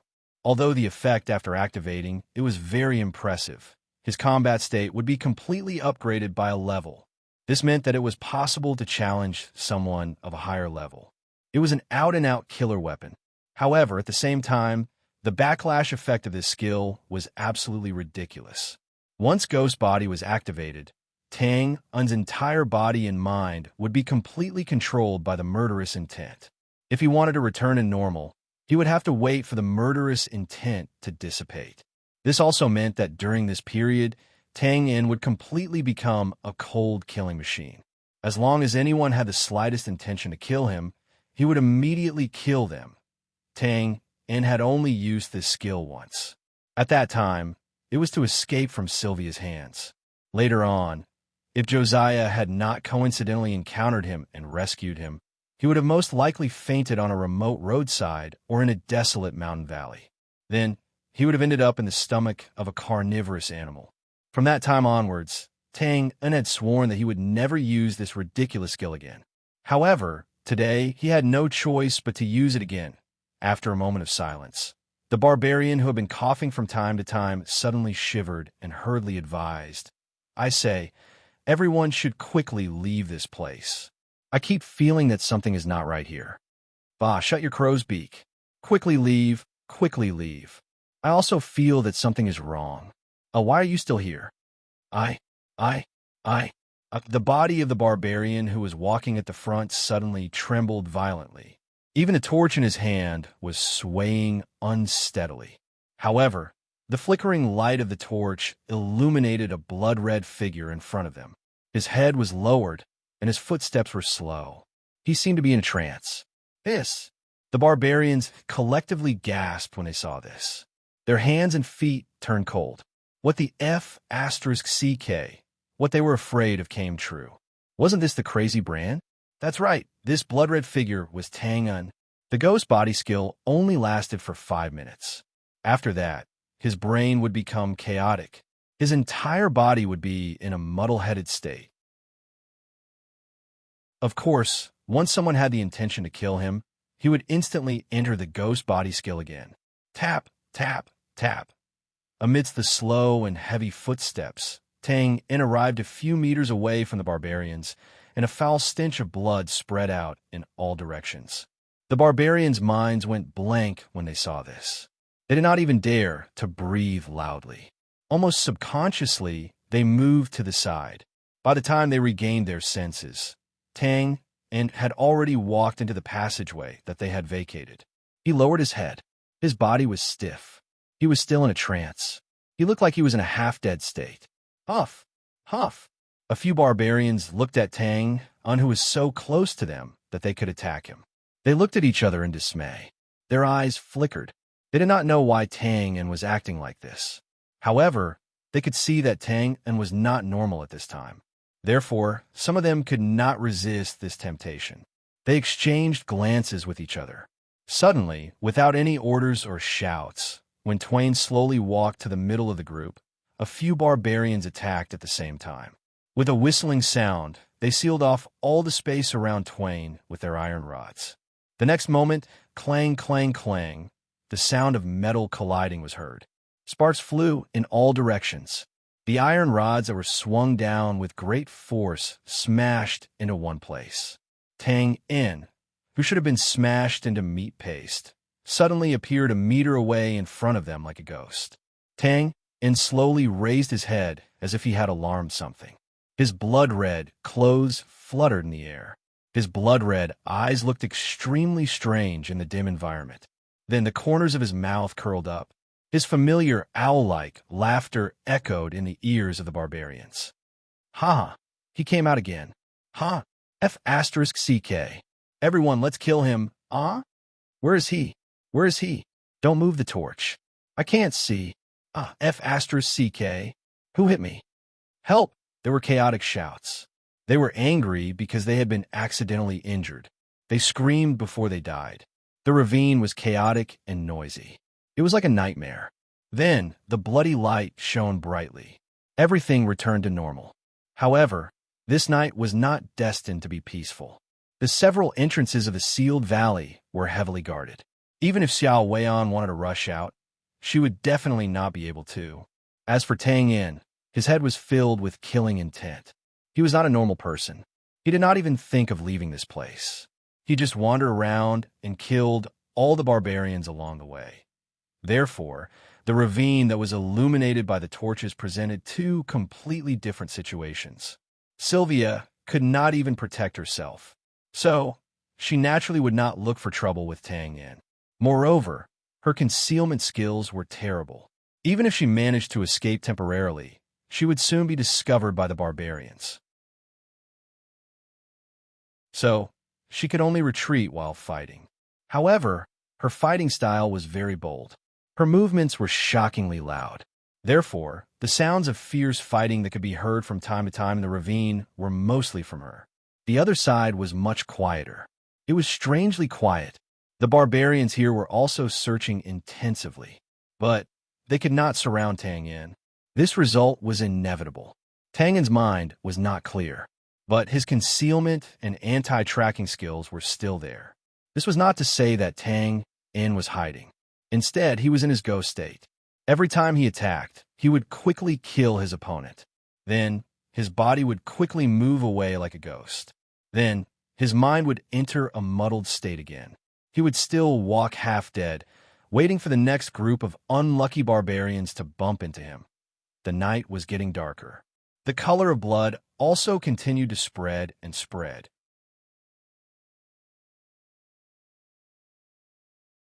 Chapter 595. In the middle of the night, the chaos was still ongoing. However, at the top of a hill in the center of the valley, a blazing flame suddenly lit up. Then numerous sparks started to gather together. Soon, thousands of barbarians formed a solid defensive line that protected the entire hill. After a while, more than 10 chiefs of various tribes came together. They looked at each other with an ugly face. Especially when they saw the young commander, they lowered their heads in shame and walked a few steps forward to pay their respects. That's right. The young commander who gave them a night's time in the evening finally couldn't hold back and entered the valley personally. Without any courtesy, the young commander looked around and said coldly, "Now, I'm in command." Yes, the dozen or so tribal chiefs lowered their heads even more when they heard the order. They wanted to lower their heads to the crotch of their pants and replied in a muffled voice. They were extremely sullen and depressed. Of course, no one would feel good if their command was taken away by a big shot when they didn't do a good job. However, they couldn't complain about it. It wasn't that the other party didn't give them a chance. They had even created an excellent situation for them. They forced the two brand masters to close in on the valley. But under such circumstances, they spent a whole day and suffered heavy casualties. But they couldn't even capture one of them. No matter how they looked at it, it was not justifiable.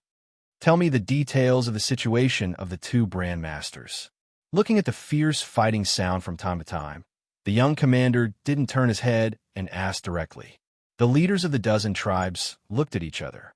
In the end, one of them stepped forward and bowed. "She's still on the run, but she's under our control. Yes, that brand woman is at the end of her rope. Her holy aura is about to run out. Our warriors can already hurt her, and I believe that we'll be able to kill her soon." There was a lot of hesitation in his words. Naturally, he wasn't convinced, but that was the truth. Sylvia was still Sylvia. Even if she didn't rely on her warrior aura, ordinary barbarians still couldn't compete with her. And that lunatic Bran, he paused for a moment, and only when the young commander turned his head away in dissatisfaction did the clan leader continue with a troubled expression. He's still under control. His situation is a little special. He's even more skilled than that Bran woman. If a normal squad were to bump into him, they would be wiped out in a short period of time. And when he bumped into a big team, he suddenly left after fighting for a while. His speed is too fast. We can't catch up with him. Compared to Sylvia's hesitation, the chief's attitude towards Tang was more complicated. Of course, this was normal.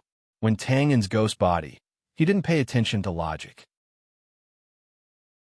As long as someone wanted to kill him, he would immediately enter a state of killing. Moreover, Tangen's speed and hiding were extremely good. If the barbarians weren't fully prepared, they would only suffer casualties. They wouldn't be able to stop him. After pondering for a while, the young commander looked pensive and asked again, "Where was the last battle?" He paused and looked at the fierce battle on the right. And that crazy guy, a chief of a tribe, walked out and pointed to the left. Over there, beside the tallest mountain. The young commander looked along the arm and narrowed his eyes. He frowned and looked strained. Fortunately, Shini stepped forward and whispered a few words in his ear. Nodding his head, the young commander continued to ask for some details. For example, the location of each tribe's soldiers, the casualties, and so on. She closed her eyes and pondered for a while. Then, she gave clear orders to each tribe's chief. Some of these orders were relatively simple. For example, she asked the tribe's men to go to a place and set up a stable defense line. Unless they received her orders, they weren't allowed to move at all. Some of the orders were very complicated and detailed. They even detailed the route of each 100-man team, how to deal with unexpected situations, and so on. As such, some of the barbarian tribe's chiefs were dizzy. They couldn't wait to rip open their heads and put these orders in. However, the young commander seemed to have realized this problem. He asked Shini to pass them a pen and paper and let them write it down one by one. It was also at this time that some of the chiefs realized the strangeness and terror of these orders. Regardless of the actual effect of these orders, just looking at these complicated orders, it was enough to completely summarize the situation of the tribe's military strength. One must know that they had more than 10 people. Moreover, it was just a simple verbal description. This young commander didn't record anything. He only pondered for a while. Not only did he remember all the contents, he also completed the planning, organizing, and other matters. There wasn't a single mistake. The hill was silent. Without waiting for these chiefs to recover from their shock, Shini suddenly pointed down and screamed. Someone is coming. There were many people around the hill. This young commander's identity seemed to be somewhat special. Therefore, about a tribe's soldiers had set up a tight defense line. Now, to be able to make Shini scream like this, it naturally couldn't be a barbarian. Hearing this, the people on the peak rushed over. Looking down, they easily saw a figure in blood-red robes slowly wandering around. At this time, the barbarians below also saw this strange figure. There was a small disturbance, but it was suppressed in an instant. Bows were drawn and arrows were nocked. The atmosphere suddenly became extremely tense. That figure in blood-red robes seemed to have felt the cold, killing intent. His figure suddenly stopped outside the range of the arrows. He first turned to look at the thousands of barbarians in front of him, then looked up at the peak. Hiss! Shini was more timid. She immediately took 3 steps back and sucked in a breath of cold air. Her face was somewhat pale. What kind of eyes were those? Although there was a distance of 100 meters, those blood-red, demonic eyes seemed to reflect directly into the hearts of everyone. Cold, crazy, murderous, all kinds of negative emotions mixed together. It made people's hair stand on end, and they secretly swallowed their saliva. Damn it, it's that crazy Bran. This image was so unique that a tribe leader couldn't help but cry out. The other tribe leaders naturally recognized him as well. Their bodies instantly stiffened, and there was a bit of panic in their nervousness. After all, they were just discussing how to deal with this person. Who would have thought that the other party would directly send himself to them? Narrowing his eyes, the young commander also seemed to feel that the blood-red eyes were too demonic. He slightly tilted his head and decisively ordered, "Pass down the order. The two sides of the team at the foot of the mountain are to surround him immediately." No. A tribe leader heard this and disregarded the difference in status. He immediately rejected. "This madman's strength is very high. Without full preparation, we can't stop him at all. And if he takes the opportunity to break through you..." He didn't finish his sentence, but there was no doubt that he was worried about the young commander's safety. "No problem." Waving his hand, the young commander said calmly, "This is just a test. It's better to see for yourself.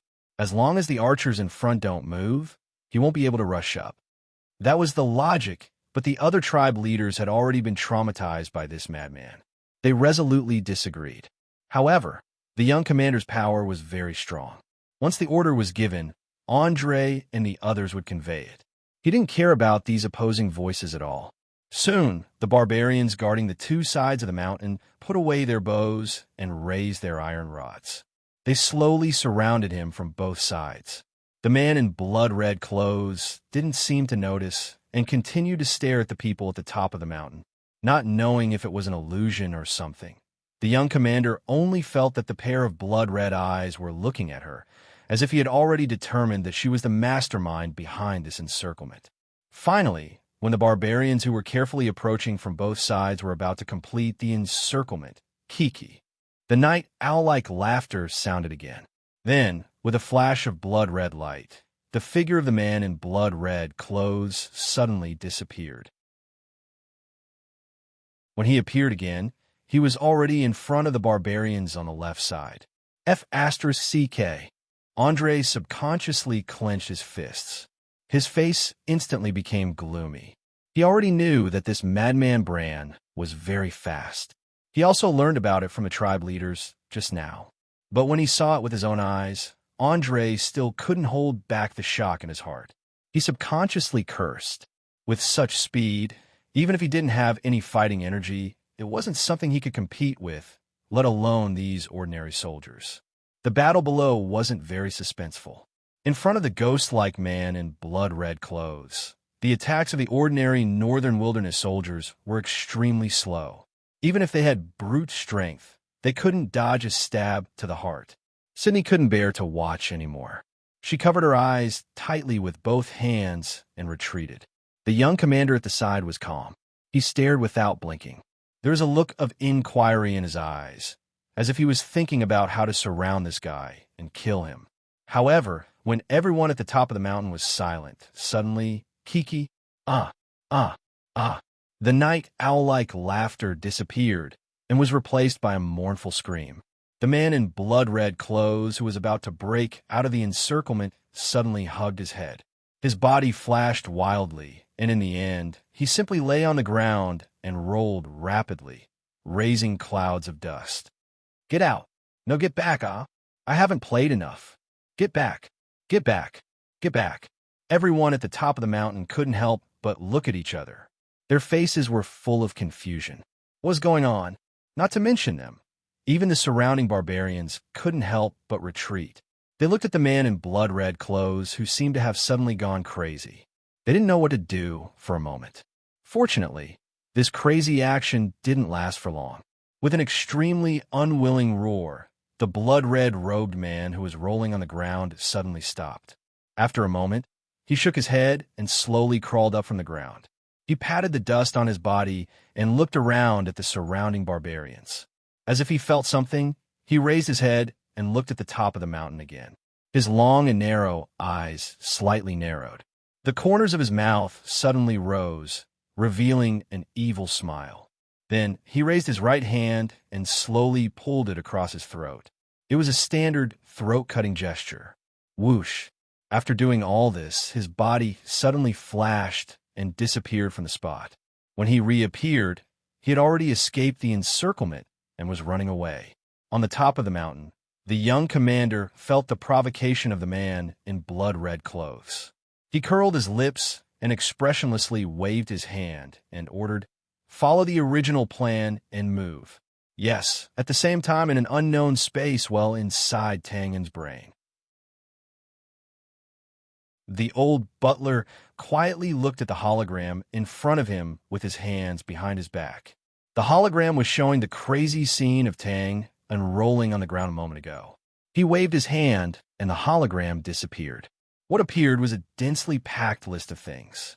The old butler's line of sight moved down and finally stopped at the bottom of the skill tree column. That was the original position of the ghost body skill. However, there were some changes now. Evil body, advanced ghost body skill. Hold the Azuro weapon and move through 3,000 battlefields. Can be upgraded. Upgrade method. Use this skill to reap a certain number of lives. Skill time, 15 minutes. Consumption of blood and chi, 5,000 points. P.S. Ghost body can be upgraded. This was explained before. You didn't expect Raccoon to do this. Kaka. TSK, a small spoiler. The following plot is more. Well, it's very good and very powerful. Let's advertise again. There are more than 100 automatic subscriptions. However, there are only 5 Great God's Glory. If you want this sticky paper, quickly use the Great God's Glory to smash Raccoon to death. Finally, nonsense doesn't count. Carrot.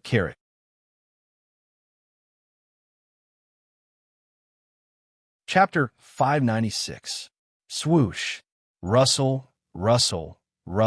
In a small forest, a blurry figure suddenly broke into it. Without stopping, the figure stepped on the dead branches and decayed leaves and moved forward quickly. However, after running for about 3 minutes, the figure suddenly staggered and crashed into a bush. Although it happened suddenly, it was obvious that the person was very skillful.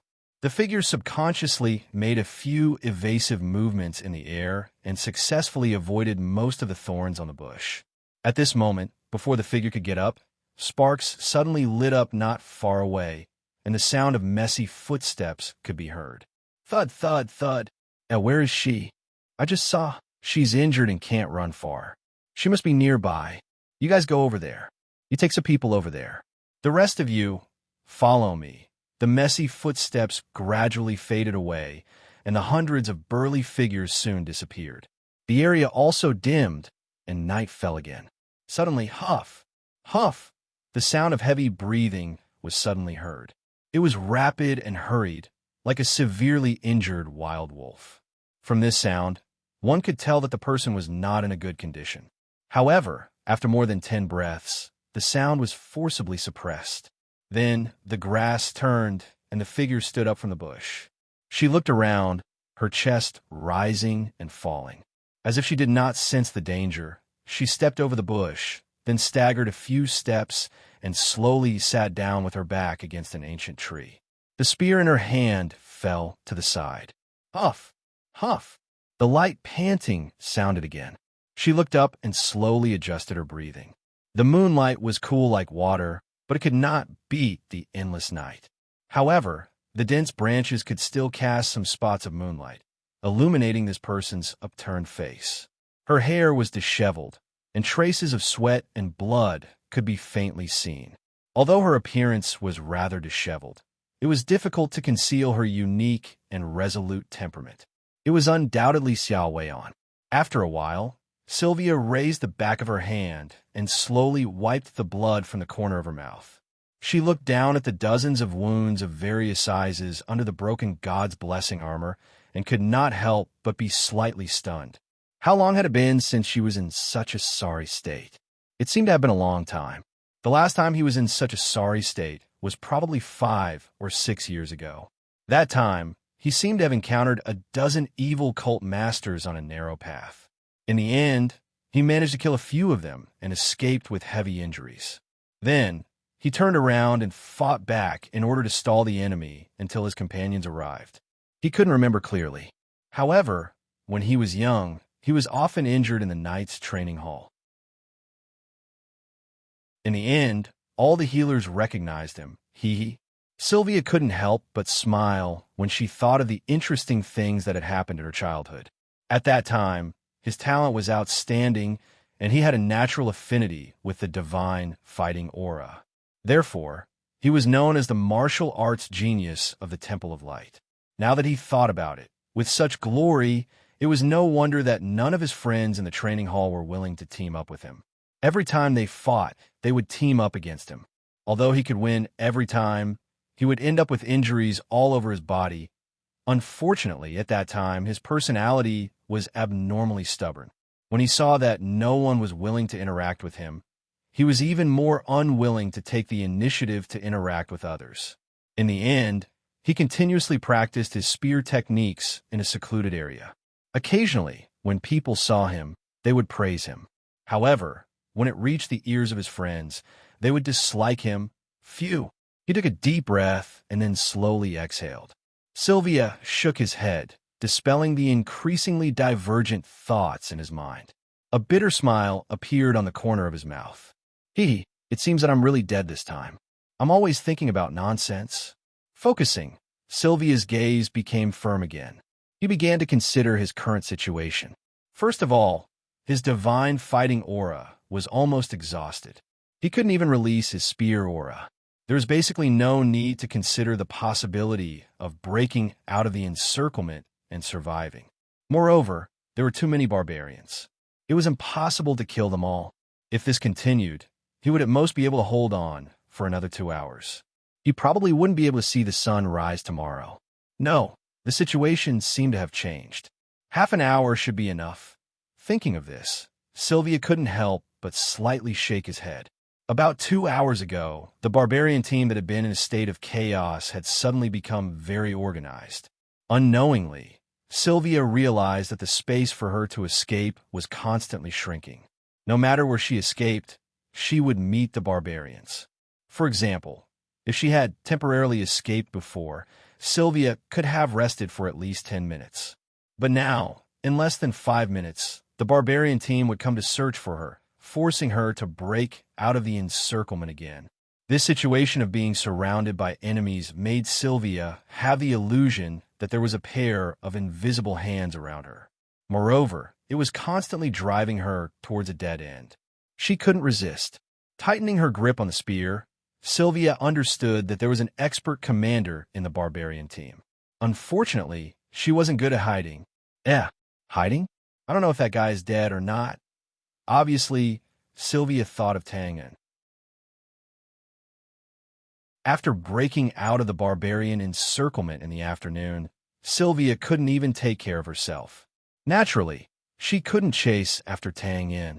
So, until now, she hadn't even seen Tangan's figure. He shouldn't be dead. He's good at hiding, and his speed is extremely fast. Plus, he has a cunning personality. Well, I haven't died yet. Naturally, he won't die either. Deducing this point, Sylvia's expression couldn't help but be a little depressed. Chasing after him for more than half a month and thousands of miles, she still couldn't kill him with her own hands. In the end, it was very likely that she would die earlier than him. This was really shameful. Sighing, she shook her head. Forget it. According to the current situation, even if he immediately rises to void level, he won't be able to escape. In the end, he will die here. This way it's fine. A mess of thoughts floated through her mind. Sylvia had rested for about 5 minutes. Knowing that the pursuers would arrive at any time, she didn't dare to delay. Grabbing the spear, she slowly stood up with the help of the tree trunk. She didn't immediately choose to leave this place. Instead, she reached out and stroked the flamed spear, muttering to herself, "Accompanying me for more than 10 years, never leaving me. Today, send me off for the last time." Of course, this wasn't an immediate suicide. Sylvia's character was persevering. As long as she still had a breath, she wouldn't have any compromise, give up, or other negative emotions. It was just that women in the battlefield had many natural disadvantages. Not to mention, she was the flower of the Temple of Light. In order to not suffer any possible humiliation, it was natural for her to use her weapon to commit suicide at the last moment. She walked a few steps to the largest moonlight spot beside her. Lowering her head and closing her eyes, she reached out and touched her forehead, shoulders, and other places a few times. Finally, she crossed her fingers and cupped them in front of her chest. This was the unique prayer gesture of the Temple of Light. After thousands of smooth movements, there was a different kind of beauty to it. The moonlight was blue and clear. It was dim, but not dark. The dense forest was quiet and silent. It was quiet, but not dead quiet. Sylvia, who was in the prayer position, looked extremely pious. There was an indescribable harmony and holiness. At this moment, suddenly, her ears twitched. She opened her eyes and turned her head. Outside the dense forest, there was the sound of chaotic footsteps. Here it comes. Taking a deep breath, Sylvia grabbed the spear and ran to the left. But after running a few steps, her body suddenly stopped. In front of her, about a few dozen meters away, a blood-red figure was also running silently like the wind. When Sylvia stopped, the person also stopped. He turned his head and looked at her. "Ah, yes, you." Sylvia really didn't expect to meet Tang In at this time. After being stunned for a moment, her killing intent immediately exploded. On the other side, Tang In seemed to have just met Sylvia. He looked her up and down with a strange gaze. The corner of his mouth suddenly rose, revealing an evil smile. "Hee, good evening, beautiful." In the familiar tone, the title, it should be Tang In without a doubt. But Sylvia now looked at Tang On with a strange feeling. She couldn't tell what was strange about it. She just felt that the other party seemed to be a little more evil. The situation suddenly became a bit deadlocked. Tang In didn't make any moves. He was still looking Sylvia up and down. His mouth made a clicking sound from time to time. This was undoubtedly a bit frivolous. If it was a normal situation, Sylvia would have already shot him with her spear. But she didn't immediately respond because she suddenly realized the problem. Her fighting aura was almost exhausted and her fighting power was greatly reduced. But this guy in front of her looked relaxed.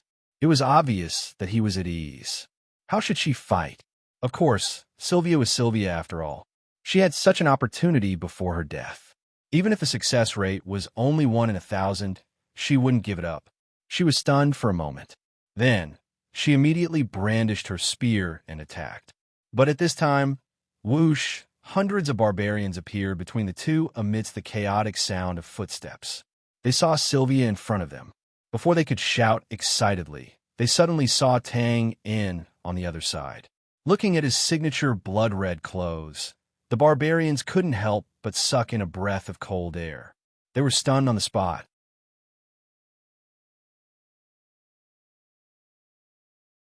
Chapter 597. If there was such a thing as fate, then he must be an expert at playing pranks. Although they were in the same valley, Sylvia did not expect to meet Tang In at this time. This feeling was just like how the barbarians did not expect to meet the crazy Bran here. It was unexpected, but also reasonable. After a few seconds of stalemate, Tang In tilted his head and looked at the frightened barbarians. Then, his evil eyes fell on the expressionless Sylvia. He nodded thoughtfully and asked, "Sylvia?" Xiao Weian frowned in surprise. Of course, Tang In had long known about her identity. But what was with the questioning tone of waiting for confirmation? "Oh, it must be." Tang In rubbed his temples with a relaxed expression. "He also kept reminding me here." "Well, he seems to have a problem with you?" "Him? Me?" Sylvia did not reply. She just frowned even more and was puzzled. Could it be that the person in front of her was not Tang In? That was impossible. After so many days of chasing, Sylvia was naturally familiar with Tang In. Logically speaking, she should not have any doubts. But the Tang In front of her gave her a strange feeling. They had the same facial features and the same ordinary appearance. Tang In looked very ordinary on the surface and was not eye-catching at all. But now, with just a few subtle expressions and actions, Tang In gave people a feeling of unruliness, evil, and awe-inspiring. Such a completely different temperament naturally caused Xiao Weian to be unable to help but be puzzled. "My hands are itchy. TSK, look at this." Tang In spread his hands, and a bloody dagger appeared in an instant. It spun rapidly between his fingers like a phantom. His expression was somewhat helpless and somewhat playful. "But he's the owner of this body. I'm just a temporary worker, so of course I have to give him some face. Don't you think so, beautiful?" "Huh?" Sylvia was slightly startled when she heard this. Then, her body suddenly tensed up. Although she could not confirm what was going on with Twain, she could not be wrong about the killing intent that suddenly swept over her. And it's not just him. I think you're not very happy either. Slightly raising his head, Tang narrowed his long and narrow eyes. His smile suddenly disappeared, and his tone was cold. Do you know? People like you only need to look at you to think of bigotry, stubbornness, holiness, hypocrisy, and so on. You're like the cream on a cake. It's obviously rotten inside, but you're still decent and bright. It really makes people like me, who are born evil, have a strong sense of destruction. Am I right? Let me think. He tapped his forehead with his finger and frowned slightly, as if he was recalling the memories in his mind. Flower of Nights? Well, that's true. There's more. Oh, as expected, the Temple of Light? Just from the name, it doesn't sound like anything good. Hua, the 100 or so barbarians in the northern wilderness who were sandwiched in the middle suddenly became a little restless. They looked excited and wanted to applaud. What he said made a lot of sense. Enough. With a roar, Sylvia, who had been baptized by the teachings of the Temple of Light since she was young, was naturally furious. Her face instantly became gloomy, and she did not hesitate to raise her flaming spear. An evil heretic like you has long fallen into the endless abyss. Only receiving the purification of the holy light is your best destination. Die. After she finished speaking, she did not care about the difference in strength between the two sides and rushed forward. Wow, what a loathsome and righteous sentence. Now Sylvia could no longer throw out her domineering spear and could only choose to attack quickly. However, Tang acted as if he did not see it and continued to speak with a disgusted expression. I can't stand your arrogant attitude the most. Moreover, it's King sincere. This is even more infuriating.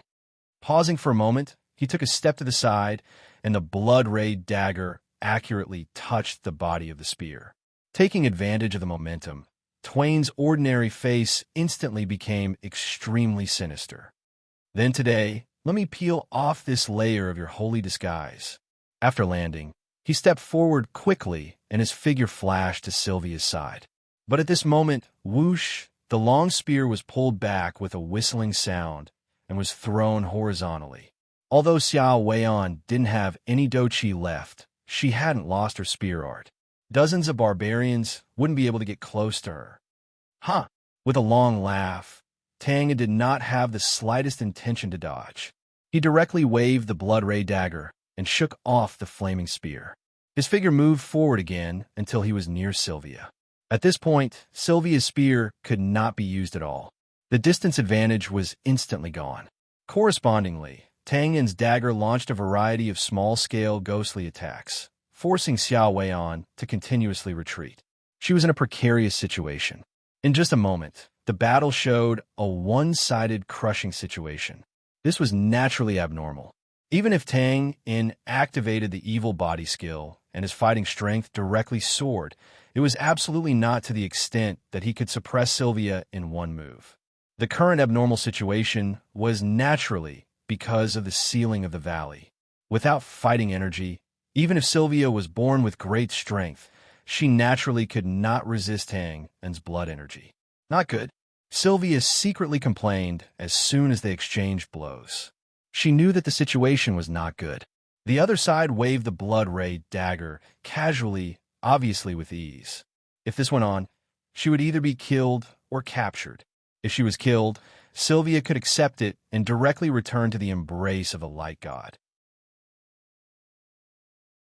But if she was captured, looking at Tang's current demonic appearance, the result was really hard to say. It seemed that it was time to go back. Sighing secretly, Sylvia pursed her lips.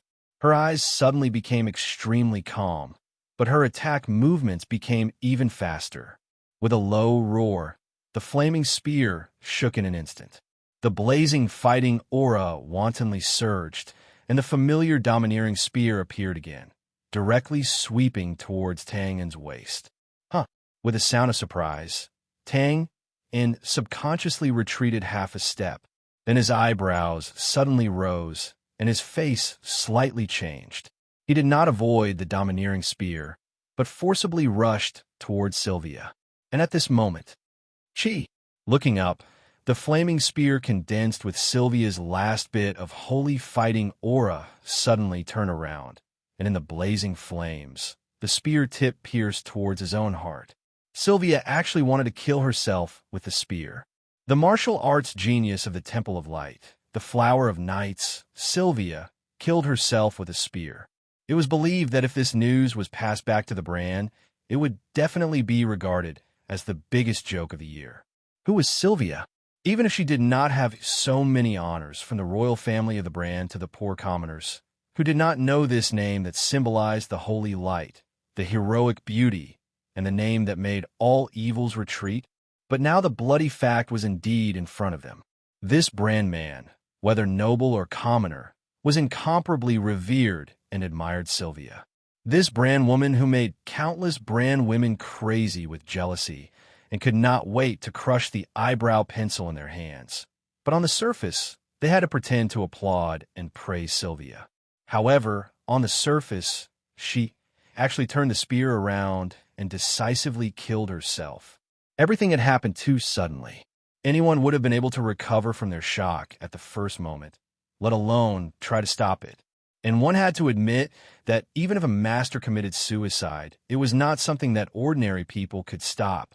At this moment, hit like a thunderclap, a bloody figure instantly disappeared into the flames and disappeared in the blink of an eye.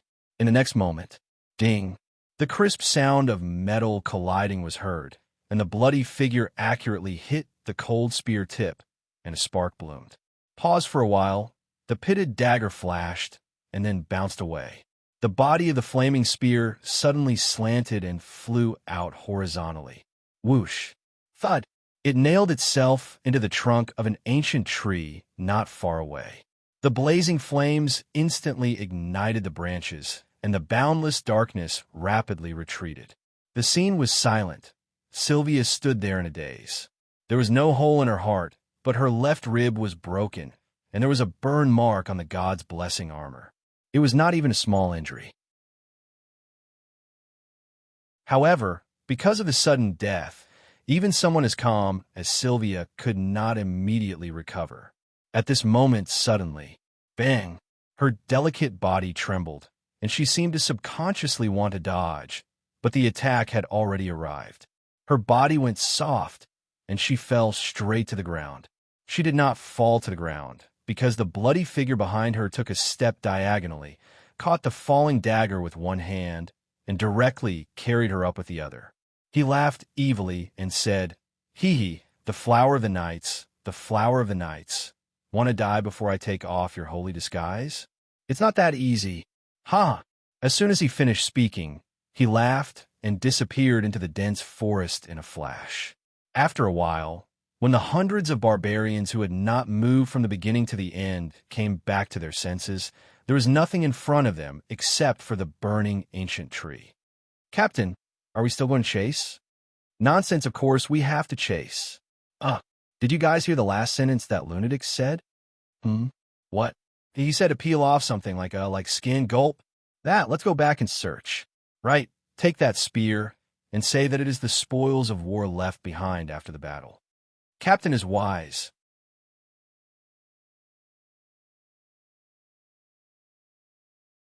Chapter 598. At the top of the hill, bonfires were everywhere. As the place where the mysterious person personally oversaw, the defense work here, naturally, could not be careless. If someone could observe closely, they would realize that the so-called sentries every 3 steps and sentries every 5 steps was definitely not just an exaggeration. Moreover, this was similar to the main general personally coming here. It was not just for show or to stabilize the morale of the troops. In fact, since the start of the plan 2 hours ago, real-time information had been continuously sent to this place. Following that, the corresponding orders were sent out one after another from this point of view. The young commander should have his considerations for choosing this place as the place to oversee. Although there was no precise measurement, this hill should be the center of this forbidden valley. Thus, The intention to control the entire situation was obvious. At this moment, did not find. Have you searched this place? Also did not find. Haha, interesting, it runs quite fast. The conversation came from one side of the hill. The young commander was asking a few barbarians in front of him in detail. He laughed and shook his head, looking relaxed. Not far away, she and I had gotten a cup of hot tea from somewhere and was walking over. Seeing this situation, she could not help but stop. First, she waited outside for a while, but after a few minutes, seeing that the conversation had not ended, she pursed her lips and called out softly, "Commander." In this case, no matter. Oh, she and I wait first. Looking up and seeing she and I waiting at the side, the young commander smiled apologetically. Then, he gestured and ordered one by one. No matter what, the position of your tribe cannot be moved. As for you guys, search again and again. If there is no result this time, the young commander was very meticulous. The contents of the young commander's orders covered all aspects and were very detailed. Sometimes he would unconsciously mention a few tactical terms, probably because he was worried that the barbarians who kept nodding their heads could not understand. So he changed it into common language. In the end, after the barbarians had completely repeated it, he nodded his head in satisfaction and waved his hand to let them leave. Everything was in order. The young commander pinched the bridge of his nose, dispelling the tiredness between his brows. Then he opened his eyes and smiled. First, he pinched Shini's little face, then took the cup of tea. "Oh, thank you, she and I." She and I pouted her lips and said unhappily, "The tea is not hot." "Haha, it's fine. Warm is the best. I'm just thirsty." The young commander chuckled a few times. He pulled down the fur, covering his face, picked up the teacup, and drank the tea. "Leader, of course you're thirsty after talking so much. Now your voice is a little hoarse. These soldiers are really stupid. Each one of them is more stupid than the other. They even need the commander to explain." Waving his hand, the young captain put down the teacup that he had finished drinking. "TSK, TSK. All right. My voice is hoarse because I was born hoarse. Don't you think it sounds good?" Ha! Pause for a while. He shook his head slightly. "I'm indeed a little tired, but there's nothing I can do about it." Well, although some words sounded harsh, it was an indisputable fact that the tribesmen were not as smart as the brand. Therefore, when I need to convey the message, the command must be simple, crude, and repetitive. This is what an Shui teacher taught me in the past. Sigh. Perhaps because he thought of Angro's death, the young commander paused and sighed. He could not help but look a little sad. Seeing this, Shini naturally understood. Blinking her eyes, she changed the topic and said, "All right, I heard Captain asking about those few people just now. Didn't go well? The 2 brand men haven't been caught yet?" Nodding. "It's not going well. That woman from the Temple of Light is almost done. She should be done in about half an hour. But this crazy brand man, is a little tricky." Huh. Shini was just casually mentioning it. Now that she heard this, she was shocked. Could it be that even Captain can't do it personally? Haha, I don't have much strength. Of course I can't do it. Laughing, the young commander narrowed his eyes and said seriously, "This person is not simple. I don't know if he's a tactical master or if he was born with a pair of eyes that seek advantages and avoid disadvantages. I set up many cages and traps for him, but every time at the most crucial moment, he would always be able to jump out first and escape from our control. Just now, he suddenly disappeared. Our people can't find him. There's such a thing?" Shini was even more shocked when she heard this. She was naturally clear about her regiment commander's capabilities. If she had to choose between a Shui and her regiment commander to follow, she would definitely choose her regiment commander without hesitation. Although there was a lot of emotion involved in this choice, there was no doubt that she had a lot of faith in the commander's ability to command. But now, the commander that she firmly believed in was still unable to trap the opponent. For a moment, Shini couldn't help but feel some respect for this crazy brand man who had scared her before. Then what do we do now? Are we just going to waste time like this? Haha, of course that's impossible. The young commander smiled and shook his head. Although this brand man is strong, As long as his strength isn't at the level where he can fight against 10,000 warriors, and in this sealed valley, he will be caught sooner or later. The only difference is how long it will take. But I don't have much time now. It depends on when he takes the initiative to take that step. Pause for a while, his eyebrows raised. I also have the thought of changing my mind. If we capture him, I will give him a chance to surrender and live. Shinny was stunned. But he's a brand man. He won't surrender, right? As long as he's willing, the brand men aren't a problem. It's not like there aren't any brand men in our tribe who have surrendered. And since he's being chased by people from the Temple of Light, he most likely won't be able to stay in the brand. Coming to our tribe isn't a bad choice. The young commander admired this crazy brand quite a bit, and his words had the intention of recruiting him. Of course, it's still too early to say this. We have to capture him first. Amidst the confusion, the young commander and Shinny turned their heads to the east at almost the same time. There, Andre was talking loudly with an ordinary soldier who had come to report something. His arms were waving, and he seemed to be a little excited. What kind of joke is this? I've been to the brand before. Since when did the brand people become so *king crazy? Hearing the faint words, the young commander and Shinny looked at each other, and for a moment, they were a little confused. Fortunately, at this moment, Andre was already scratching his head with one hand and holding a spear with the other. He looked a little conflicted as he walked over. What's wrong, Brother Andre? This spear isn't bad. Is it that Temple of Light woman's? Yes, Commander. Waving the silver spear, Andre handed it over and then nodded to Shinny. Then he scratched his head and said, There's news. That crazy brand has already crossed the encirclement line we set for him and met that Temple of Light woman. Oh, no wonder we couldn't find him just now.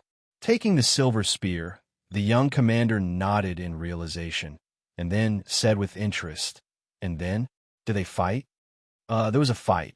At the time, there was a small tribe team present. But in just a few minutes, that crazy brand knocked out the Temple of Light woman, picked her up, and ran away. Before he left a message.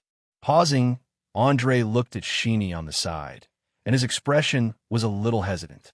Seeing this, the young commander's expression suddenly changed, as if he understood something. But that Shinny didn't see this strange look. Hearing the news of the brand expert, who she admired a moment ago, she immediately urged, What message? Brother Andre, don't keep us in suspense. Hurry up and say it. This is what you said. Muttering in a small voice, Andre pinched his nose and said, Hey, this brand is crazy. Before, he sucked human blood in front of everyone, and there are rumors that he chewed up fingers. Interrupted by the exclamation, Shinny frowned. Brother Andre, why did you suddenly mention this? It's disgusting. Skin, he said to Skin, that Temple of Light woman. Repeating his explanation, Andre shrugged at the stunned Shinny and said helplessly, Actually, just now was to set the stage. Ugh, Shinny. With a little chaos, Shinny, who had vomited to the point of exhaustion, barely managed to rinse her mouth a few times before being carried to a tent on the hill to rest. The sealed extreme valley didn't have any raging cold wind. Even if she buried the vomit in time, the smell wouldn't disperse in a short time. Obviously, she couldn't stay in this area.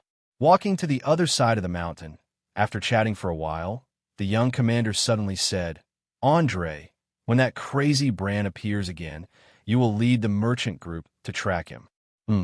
You only need to track him from afar. Leave the fighting to the other tribes. You must be careful.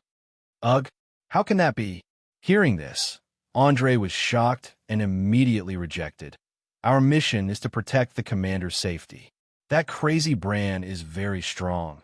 If we take the opportunity to sneak attack, waving his hand to interrupt, the young commander chuckled. Haha, it's fine.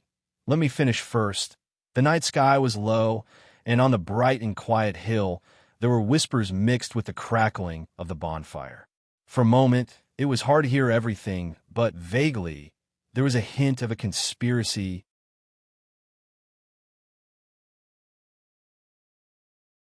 Chapter 599. The bonfire was burning fiercely, reflecting the current situation of the stone platform on one side of the mountain wall. The figures were entangled, undulating up and down. Rampant evil laughter, fragmentary words. Tang naturally would not let go of such a great opportunity to humiliate her. If Sylvia was still rational at this time, she would definitely be able to detect the abnormality from these seemingly humiliating words.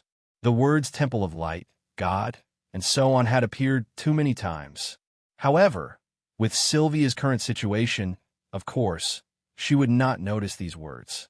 She would only think of these words when she was alone in the future or when she was dreaming in the middle of the night, and then resentment would arise in her heart. The first target of her resentment would naturally be Tang In, but if she could not kill Tang In as soon as possible in a short period of time, then, in the constant echoes of words in her head, the target of her resentment would turn to the God she believed in. Perhaps it was not resentment, but a trace of doubt. But as long as the seed was produced, Tang In's goal would be achieved, because these traces of doubt would eventually take root and sprout on their own in the continuous memory and grow strong and healthy. Mortals were mortals after all. As long as there were emotions and desires, these emotions were inevitable. For example, a civilian walking on the street was innocently beaten, but when he complained to the police station, there was no effect, or it could be said that it was not taken seriously, and the effect was not satisfactory. Then, this person would of course hate the person who beat him, but at the same time, he would also go to the police station with hatred. Of course, the resentment of a civilian would not produce any big results. After getting drunk and cursing a few words, the resentment would almost dissipate. But Sylvia was different. From her memory until now, her belief in the God of Light was undoubtedly pure, and it was not an exaggeration to say that she was a fanatical believer. If such a person were to be shaken, it would definitely be like a flood that was unstoppable. The so-called saying that there was only a fine line between love and hate was the same principle. And Sylvia's character was very serious. So, one could imagine how tormenting and painful she would be at that time. So, in a sense, the scene in front of him that seemed to be unusually erotic was actually a game of psychology and faith. It was also a revenge, a cruel and thorough revenge. The chase on the stone platform was still going on, but the current situation was very different from a few days ago. Now, Tang had the absolute initiative and was looking for an opening to attack with an extremely relaxed expression. On the other hand, Sylvia was dodging passively. She was terrified. Men and women had fought throughout history, and from the statistical probability, it would usually start with the man winning, and this time was no exception. Oh, by the way, the final winner of this battle is usually the woman. Actually, I know what you're thinking. Ha! You must think that I'm slandering the God of Light, and that I'm just spouting nonsense. Well, that's normal. After all, you've been a believer for so many years and have learned how to deceive yourself. Don't be so quick to deny it. Oh, you can't speak now. Don't worry. If you have the heart, you could try to investigate the so-called miracle. Investigate the story behind this and see if it's really that godly. Marketing, I understand. It's nothing more than some tricks to confuse the public and fool the civilians. The words suddenly stopped, and Tang In and Sylvia's body shook at the same time. The cave fell into silence, and only the crackling of the bonfire could be heard. Blinking, Tang In looked at Sylvia's eyes that were full of pain, confusion, shock, and other complicated feelings. Feeling the warm and soft jade wrapped below, Tang In subconsciously licked his lips. TSK. I was careless. With a painful cry, Sylvia closed her eyes. Yes, just now, she was officially violated by the disgusting guy on top of her. Logically speaking, it shouldn't be so fast. Sylvia had been resisting, and Tang didn't have a chance to get up and aim. It looked like pure luck, but in fact, this was inevitable. After all, the naive Sylvia had no experience in this area. Many of her struggling and dodging movements were superfluous. But Tang In was different.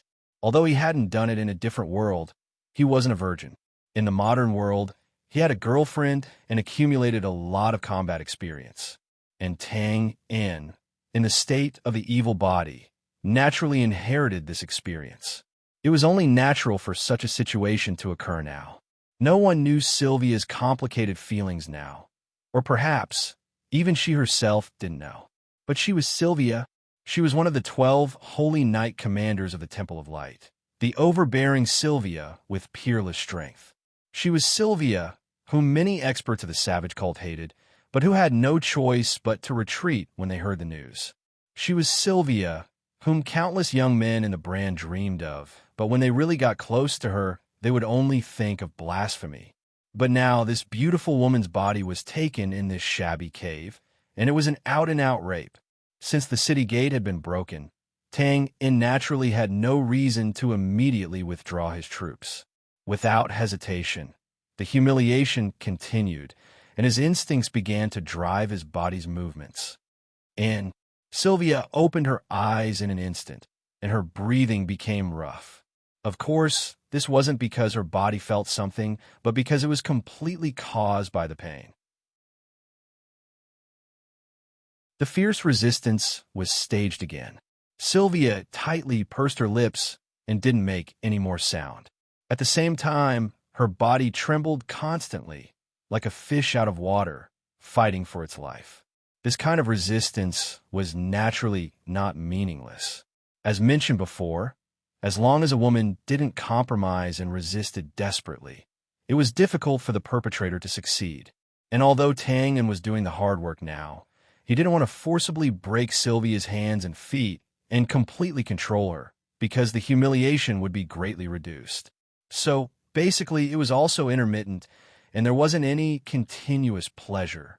At this time, most of the dead branches and rotten leaves in the bonfire had been burned, and the fire was gradually dying down. So the area of the shadow reflected on the mountain wall was somewhat reduced. Basically, only Tang's figure could be seen. In the surging flames, the shadow was elongated and twisted, like an abyss demon. Finally, about a few minutes later, Tang took the lead to stop, but he didn't retreat. Instead, he stopped in the depths, looked at Sylvia's face, and said with an evil smile, "Do you know when a man will stop in this kind of situation?" Sylvia, whose chin was dislocated, naturally couldn't answer. But even if she could speak normally, Sylvia, who had never come into contact with this field, couldn't give a clear answer. It seemed that he also knew this situation. Giving birth to a child. Sylvia's face suddenly became extremely flustered, and her whole mind was blank. If that really happened, she would rather die now. "What are you thinking?" Tang's expression suddenly became extremely disgusted. His right hand patted Sylvia's face a few times, and then he lifted her chin and humiliated her from left to right, and said with extreme disdain, "The flower of the night, the flower of the night. Oh, it's nothing more than this. Ordinary goods, even less interesting than those street nightingales. If it weren't for you being so annoying, do you think I would do something to you?" TCH, mocking with disdain, Tang let go of Sylvia's wrist that was clamping down. His hands supported his body, and his body suddenly lifted up. Pop! A strange sound was heard, and the two figures separated. Sylvia was completely stunned, and she didn't even cover her shameful part at first. Although she really had no experience in this area, she also knew that a man should never stop at this time. At the same time, Tang's extremely disdainful and mocking words began to echo in her mind. No matter what, Sylvia was also a woman. Although she had never cared much about her appearance and figure, since she became an adult, from the admiring gazes that were cast at her, she roughly knew that she should be considered beautiful. But now the scene in front of her and the disgusting words of that disgusting guy constantly pierced her self-esteem like a sharp sword. "I'm not even as good as a street nightingale." A different kind of emotion quickly accumulated and rose in her chest. At this time, Tang had already floated down from the stone platform. As he pulled his belt, he looked at Sylvia, who was completely naked except for the calf armor. His eyes flashed, and then he disdainfully curled his lips. "Put on your clothes. Although there's nothing to look at least it's not so cheap that it's disgusting." Of course, this was not the truth. Whether it was in terms of appearance, figure, or the sense of conquest that came with her special identity, Sylvia was undoubtedly extremely outstanding. But the evil body Tang and had already made a plan in his heart. Now, it was natural that he would greatly humiliate and despise her. This was his final trump card. Such a great humiliation that would hurt both her body and mind would definitely follow Sylvia closely for the rest of her life. It would be impossible for her to forget it even if she wanted to. And only in this way would the seed of darkness be sure to penetrate into Sylvia's heart. In fact, no one knew the future effect, but the effect at the moment was immediately visible. Wah! Suddenly there was a cry.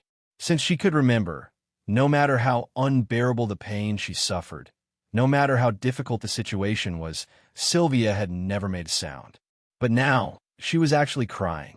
Tears flowed from the corners of her eyes uncontrollably. She curled up her body and hugged her knees like a homeless bird in the wind and rain, hissing and trembling. Equals equals equals.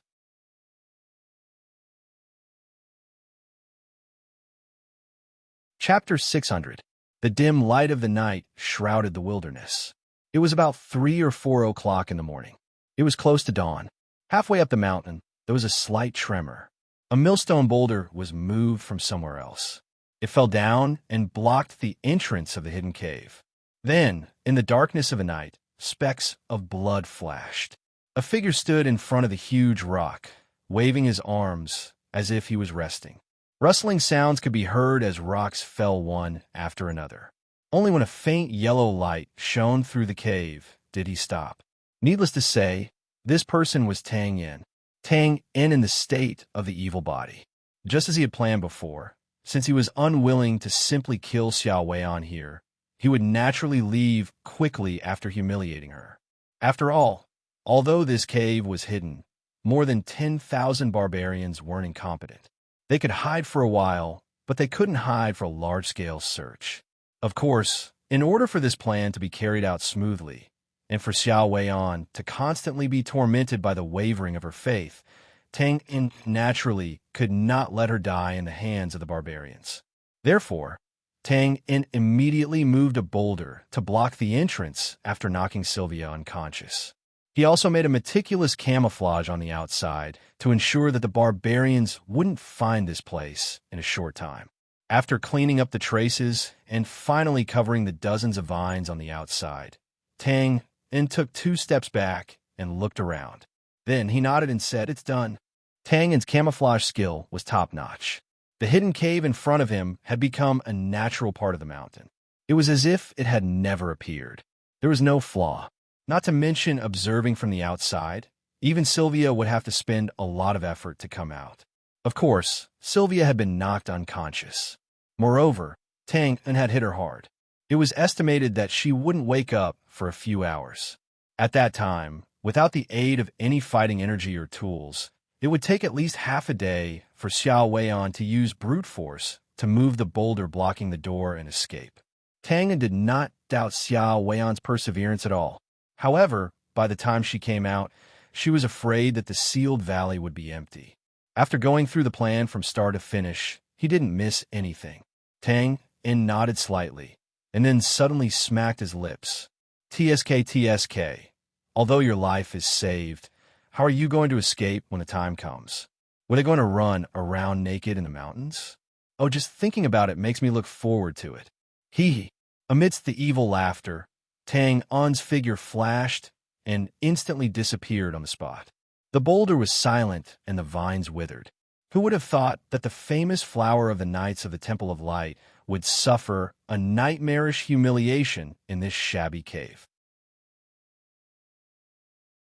Her virginity was forcibly taken and she was knocked unconscious here, and this person even despised her and gave up halfway.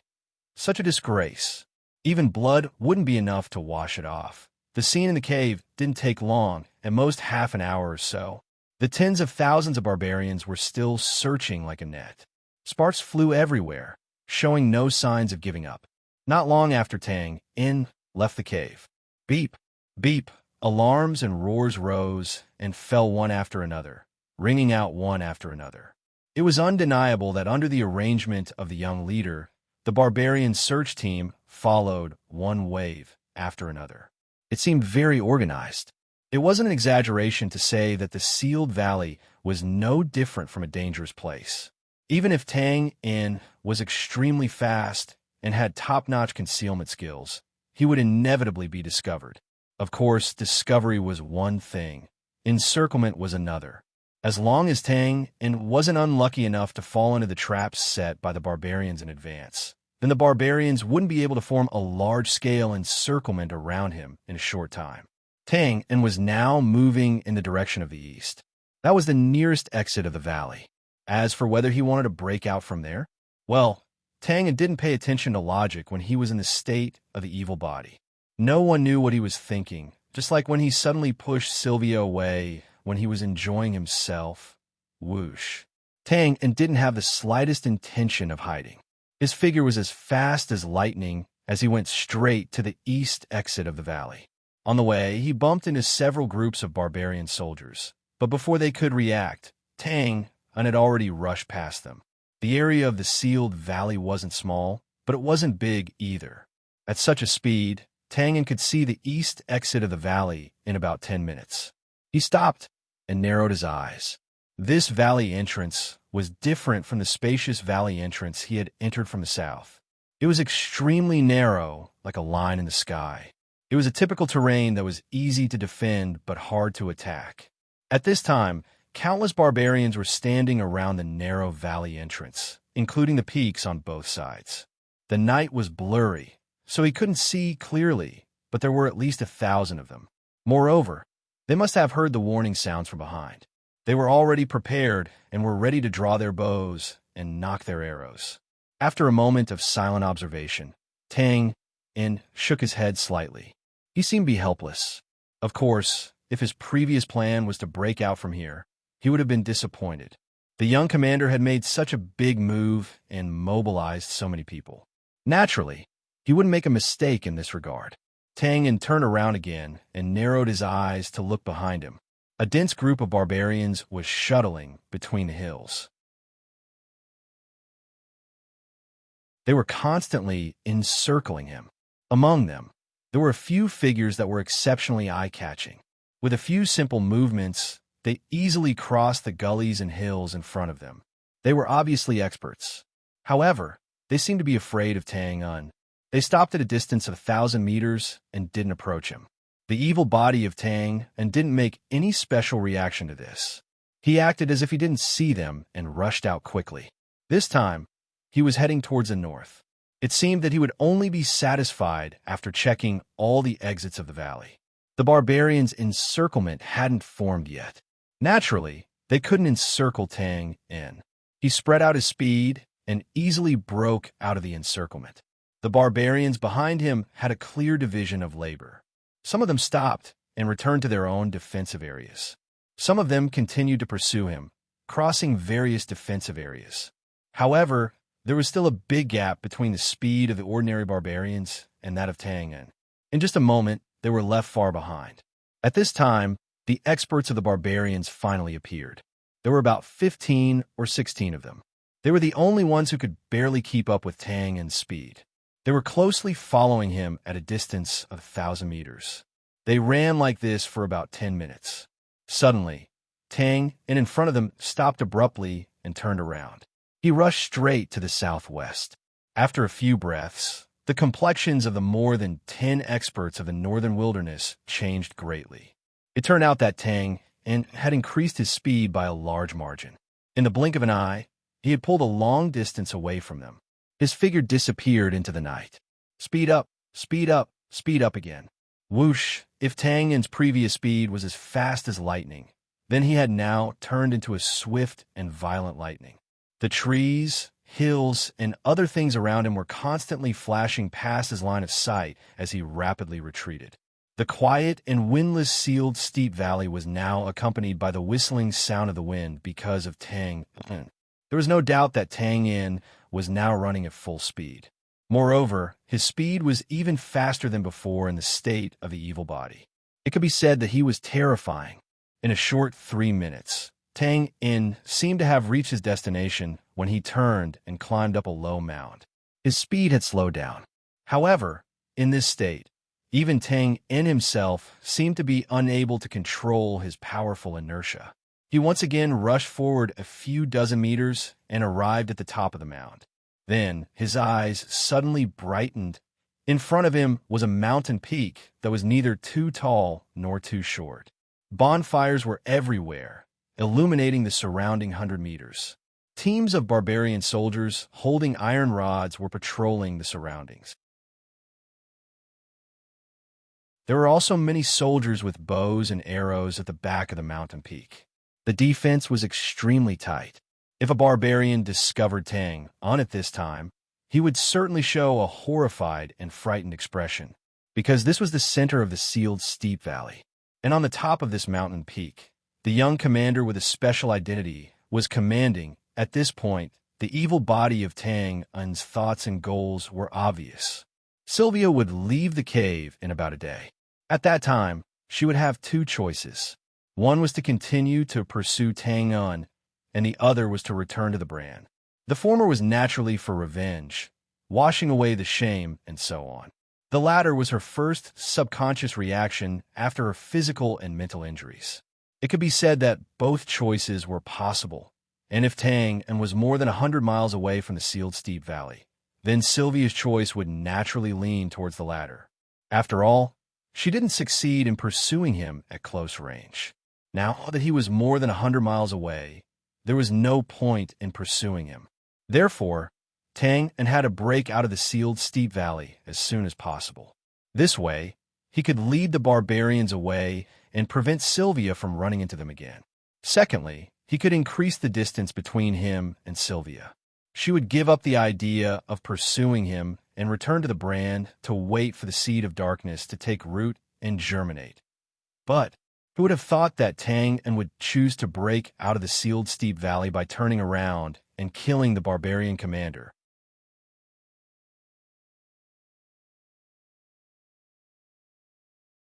Chapter 601. On the mountain peak. The fire was still brightly lit, and the layers of defense laid by thousands of barbarians were still as tight as before. Although most of them didn't know the identity and status of the person on the mountain peak, from the respectful expression of their own tribe's chief, as well as the way he was ordered around, all of them clearly showed that the person on the mountain peak was a big shot with a prominent status. Therefore, the patrolling guards didn't dare to be negligent. Of course, Tang Un didn't know about this, and he didn't care. For him, it was enough to know that the person on the mountain peak was the commander of this barbarian army. There were thousands of barbarians around the mountain peak, and the surrounding 100 meters was still an open space. Under such circumstances, Tang Un naturally wouldn't seek death by force. After all, this wasn't the way to play. If he were to barge in like this, he would become an arrow pig. Perhaps this was the reason why there was a limit to a person's strength. No matter how strong a person was, or how good his skills were, he would always feel that his hands and feet were tied in front of a group of behemoths. He would only shake his head helplessly. Take Sylvia, for example. Her strength was quite good, and she could definitely be considered as an expert. A few ordinary experts of the savage evil cult could easily take her down. But under the pursuit of thousands of ordinary barbarians who could be pinched to death, she could only flee in all directions. She couldn't do anything about it. Fortunately, Tang Un wasn't Sylvia. Although he didn't have her tyrannical strength, he still had a variety of tricks up his sleeve. If Sylvia wanted to enter this heavily guarded mountain peak, she would have to brace herself and barge in. But Tang Un would never do that. As long as he was given some time to prepare, he would always find a way to sneak in without getting hurt. Well, in fact, Tang Un had already entered, and he was swaggering in. Long black hair, simple animal skin, and a full beard. He looked exactly like a barbarian. But this was Tang Un's current appearance. Oh, he also had another identity now. He was a barbarian scout who had come to report the situation. As for this identity, and who was the original owner of this outfit, well, who cared? All they needed to know was that he had happily gone to another world after receiving his lunchbox, after entering the mountain peak, Tang and discovered that not only was there a strict defense around the mountain peak, but it was also the same inside. He could see barbarian soldiers standing guard everywhere. Logically speaking, this was somewhat abnormal. However, evil Tang and did not think too much about it. He just assumed that the enemy commander was too afraid of death. Since the commander was sitting in the center, there were many barbarians who came to report the latest news.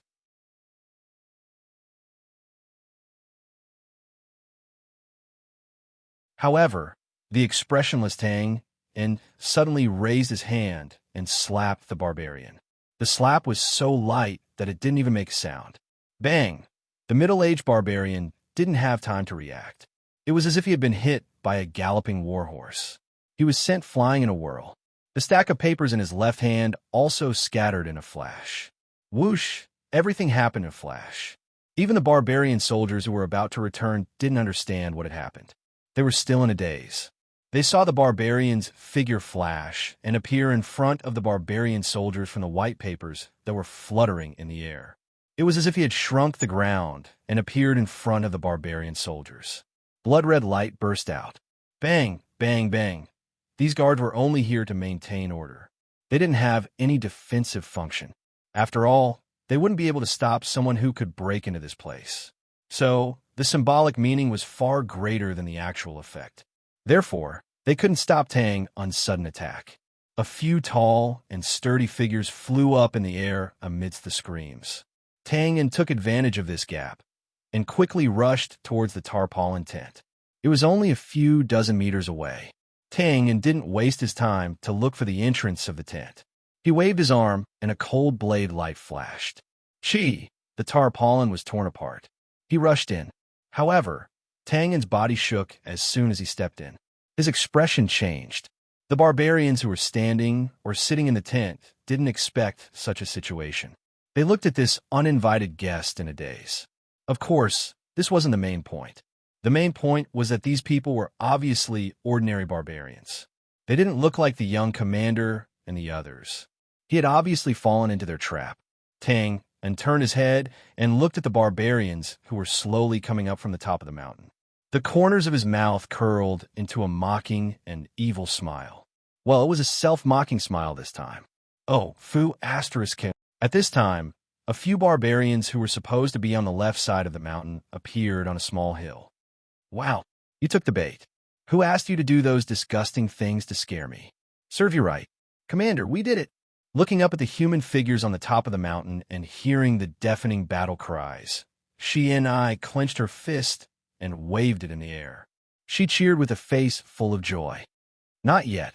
After answering casually, the young commander's expression remained calm. He tilted his head and said to his entourage, "In 10 minutes, let the tribes that receive the news in advance gather here and surround this mountain." Yes, this isn't a success. He can't escape even if he has wings now. She and I shook her head disapprovingly. Then she came over with a face full of admiration. That was close. Commander, how did you know this lunatic would come? It's simple. I guessed.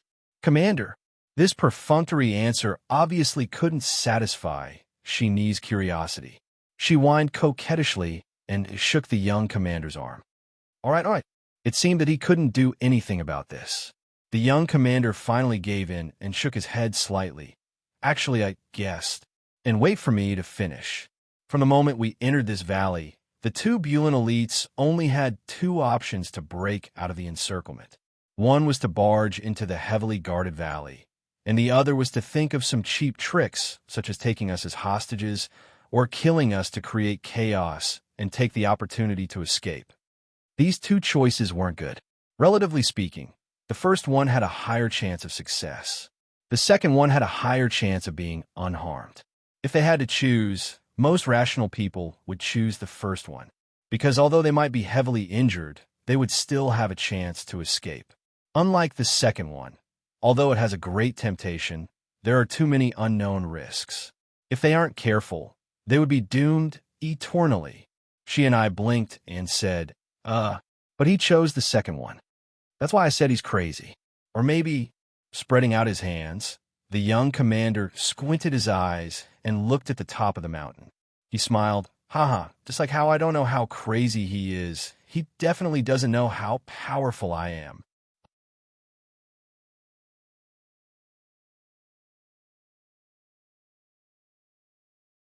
Chapter 602.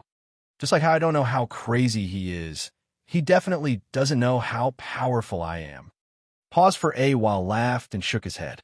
Haha, I feel like I'm boasting a bit. But the logic is more or less the same. Just like on the battlefield, if an ordinary general doesn't know that his opponent is in Shui or Z, he will deploy the battle step by step. But if he knows, then his response strategy is likely to change. Most of them only want to defend and wait for reinforcements, not daring to attack easily. With his hands tied and feet tied, he won't have much confidence in the battle strategy he previously set. Oh, the more you talk, the more you deviate. Rubbing his forehead, the young commander narrowed his eyes slightly. Z and Shui are destined to leave a thick and colorful stroke in the annals of history. Their achievements will be remembered through the ages for future generations to admire and praise. Right now, I'm still far from that height, not worth mentioning. But, haha, with an unintentional scheme, it's not a big problem to capture someone who underestimates me. He pointed at the chaotic mountain peak where waves of battle cries came from. Unfortunately, this master Bran underestimated me. Well, maybe not underestimated, but just didn't care. In these few days of pursuit, we were in the dark while he was in the light. He didn't know our situation at all, but we roughly knew all kinds of information about him. Like I said before, if he was a rational person, then 90% of them would choose to break out from the valley entrance. But he obviously isn't. Not to mention whether the blood-sucking and skinning were real or not. When he first met us, he still made a throat-slitting gesture at us when he was surrounded. This person is very dangerous. It's easy to use unconventional methods. He can't be judged by common sense. Also, oh, he's back. After a pause, the young commander turned his head and saw more than a dozen figures in the distance running toward them. They were the northern wilderness masters who were previously shaken off by Tang Yin. They were also members of a small merchant team. He continued, everyone knows that the general of an army must be heavily guarded. If he wants to succeed in capturing and killing, he must catch them off guard. This is also the reason why he went straight to the eastern entrance of the valley. He didn't want to break out from there. He just wanted to create a false impression to lower our vigilance. After that, when he saw Andre and the other experts that we had purposely sent out to chase after him, he naturally felt more at ease. TSK, he really was a decisive person. He immediately rushed over and even silently made his way to the peak of the mountain. Good move, good ability. The young regiment commander's words were indifferent. Occasionally, he would chuckle lightly with a look of admiration on his face. His expression was still calm. However, if the evil body Tang and was here listening to his plan being slowly deduced and every move being completely dissected step by step, it would only be a pain in the ass, Commander. After saying this, Andre, who had just returned, walked over with an ugly expression on his face. Although this was a plan that they had set up beforehand, they were still left far behind by the enemy, even when they were prepared. No one will be in a good mood. Seeing this, Sheeny, who already knew the inside story, naturally knew what was going on. She stuck out her tongue and changed the topic. Right? Isn't there still a woman from the Temple of Light? Where is she? The young commander looked at Sheeny with a smile that wasn't a smile, then shook his head slightly. There's still no news. And I'm afraid it's not good, At this moment, Sheeny was secretly glancing at Andre. She happened to meet the young commander's gaze that seemed to be able to see through her thoughts. She immediately felt a little guilty and subconsciously repeated her question. Not good. He nodded. That woman from the Temple of Light is very strong, but it can be seen that she's not good at hiding. So once she appeared, she would definitely be discovered by our people. But, hey, this madman in front of us had already appeared long ago, but she, who was kidnapped, didn't. What does this mean? Hearing this, Sheeny's delicate body suddenly trembled violently.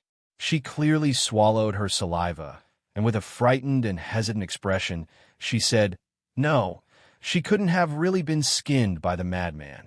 In the end, because she was too scared, she couldn't bring herself to say the next word. Spreading out his hands, Tang, En, and Sylvia had just disappeared for about half an hour, and they hadn't been able to find them. This young commander naturally couldn't give any reasonable conjectures.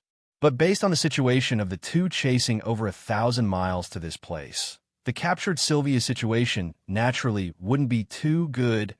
Thinking of this, Sheenie's mouth twitched, and she didn't ask any more questions.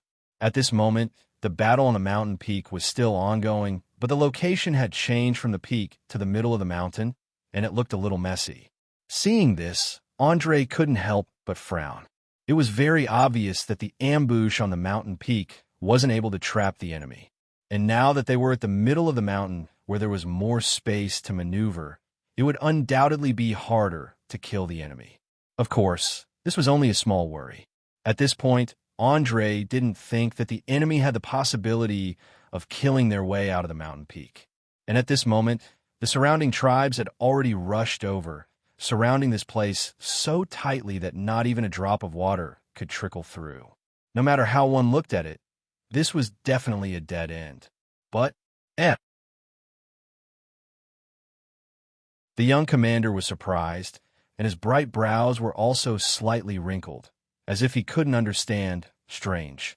From yesterday until now, such a long time has passed. His Do Chi should have been exhausted. Maybe he didn't use it much before. His skills are very good. If we didn't have many warriors here, he could have easily dealt with us without using Do Chi. Andre was also a warrior, and after thinking for a while, he immediately gave the most reasonable explanation. Then he curled his lips, but he should be an arrow at the end of its flight now, and can't hold on for long. 10 minutes. At most 10 minutes. That was the logic. Since the enemy could do something like attacking the mountain peak, he definitely had some Do Chi on him. But after fighting for so long, he definitely didn't have much Do Chi left. Hearing this, the young commander's wrinkles didn't disappear, probably because she didn't completely agree with this explanation. But she didn't seem to know much about martial arts, so she didn't say anything. 5 minutes. 10 minutes soon. Under Andre's increasingly gloomy face, the fierce battle on the mountain peak had actually lasted for a full 15 minutes. And from the free-falling figures from the mountain peak, the enemy's fighting power was still tyrannical. Phew, that's not right. Taking a deep breath, the young commander frowned and shook his head, finally beginning to suspect. As long as this person's strength hasn't reached void level, his Do Chi definitely can't last for so long. What's the problem? On the side, Shinny didn't know martial arts, so naturally she couldn't answer. Andre's strength wasn't bad, but looking at the situation in front of him, he also scratched his head, completely unable to understand what was going on. Of course, no matter if it was Andre who was familiar with martial arts, or the young commander who was as intelligent as a demon, no matter how hard they thought, they would never think that this guy who was madly fighting in front of them wasn't relying on Do Chi from another world, but the system's blood Chi that would automatically replenish itself every morning. It wasn't on the same level at all. How could they guess? And now it was only 4 or 5 in the morning. It could be said that as long as Tang didn't die, then if they wanted to wait until his blood Chi ran out, they would really have to wait.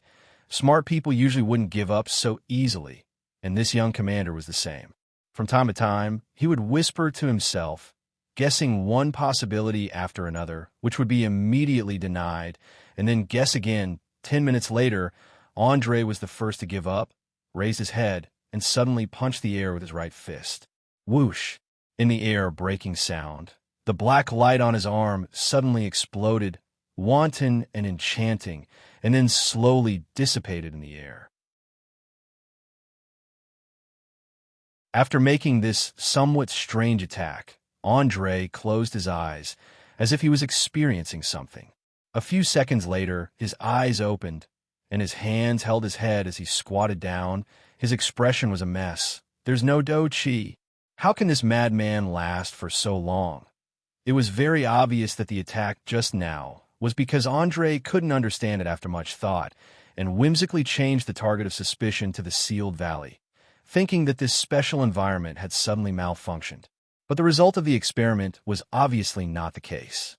The sealed valley was still isolated from all the basic elements, and that madman Bran was still alive and killing. With a cry of surprise, Shinny didn't bother to think about this problem. Of course, it was very likely that she was too lazy to think about it, so only she had been paying attention to the situation at the mountain peak. She pointed with her arm. "Look, he's about to rush out." Hearing this, the young commander and Andre raised their heads in shock, only to discover that Madman Bran had actually broken through the blockade of more than 1,000 barbarians and was about to kill his way to the foot of the mountain. And they didn't know what method he used, but those noisy barbarians at the mountainside obviously didn't notice this point, and were still looking around like headless flies, really clumsy. Fiercely pounding his palms, Andre's face was ashen, and he said in a deep voice, "Commander, I'll bring some people to kill him now." Very obviously, Andre still didn't believe that Tang In still had much Do Chi on him, and wanted to use the 10 or so experts of the caravan to go in and launch the final attack. "No, Brother Andre." Shinny was shocked and hurriedly tried to stop him.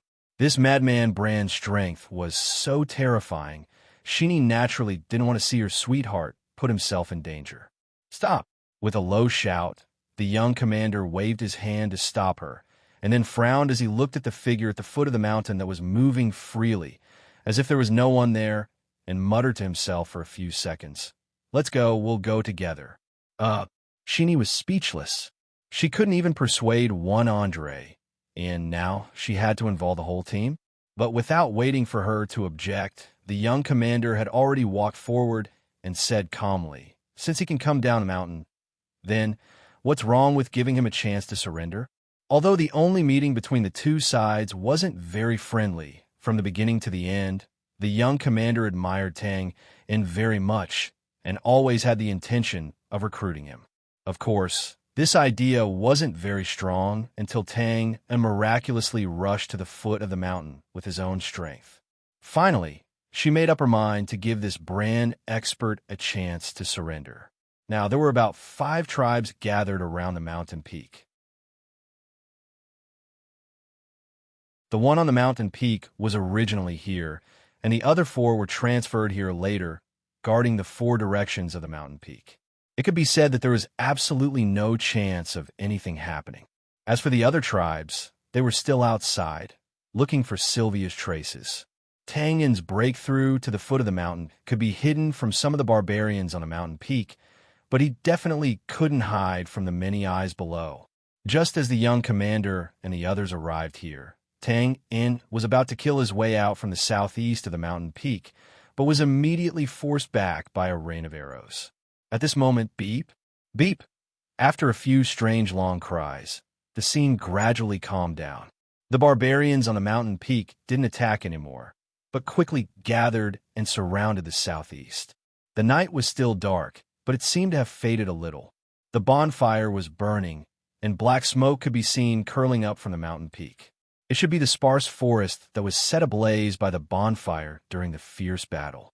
After a while, under the protection of many barbarians, the young commander arrived at a position a few hundred meters away from the mountain peak. He glanced at the silent foot of the mountain and said calmly, "Hello, Bran. Welcome to the northern wilderness." Pause for a while. The rocks and trees at the foot of the mountain were silent, and there was no response.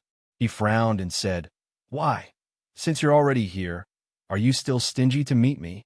As soon as he finished speaking, there was a small commotion in the surrounding crowd, and the sound of breathing rose and fell one after another.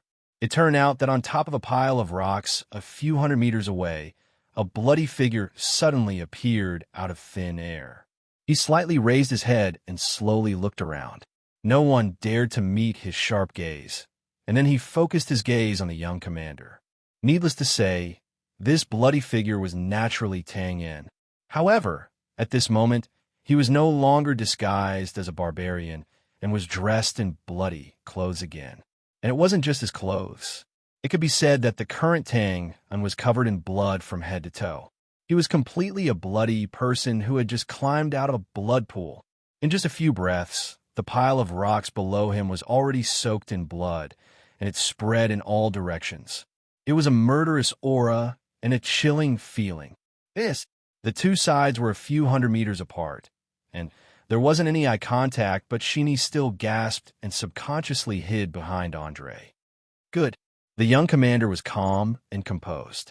He clapped his hands and smiled. He didn't beat around the bush and directly said, "Surrender, and you can live." The situation in front of them was clear, and there was indeed no need to be hypocritical. If they wanted to live, they had to surrender. Otherwise, they would die. As for glory, splendor, wealth, and so on, they were all smart people. As long as they had their lives, they would naturally have everything. With an evil laugh, Tang didn't consider these words at all. He tilted his head and directly raised the dagger to point at the young commander. Then he pulled it back and slowly drew it across his neck, the standard throat-slitting posture, just like before. This result was actually not unexpected. This was the evil Tang in and not the normal Tang in.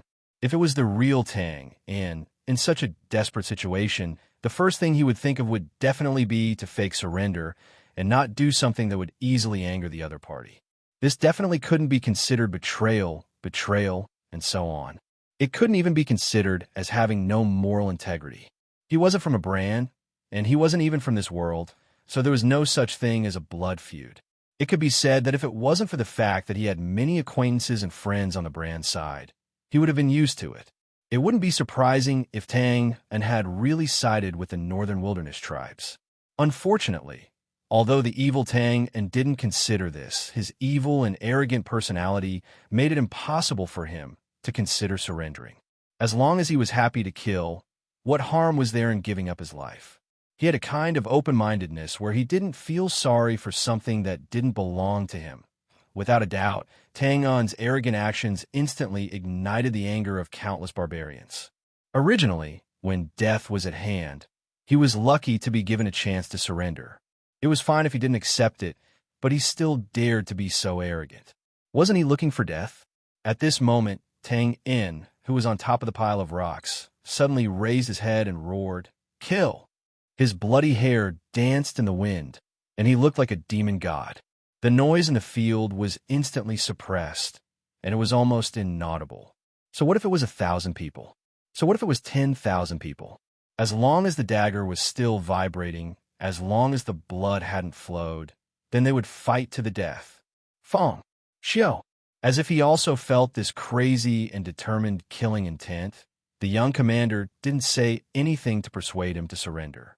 He shook his head slightly, and a trace of regret flashed across his face. He calmly waved his hand. "Let our people withdraw and force him to enter the mountain. Then set fire to the mountain."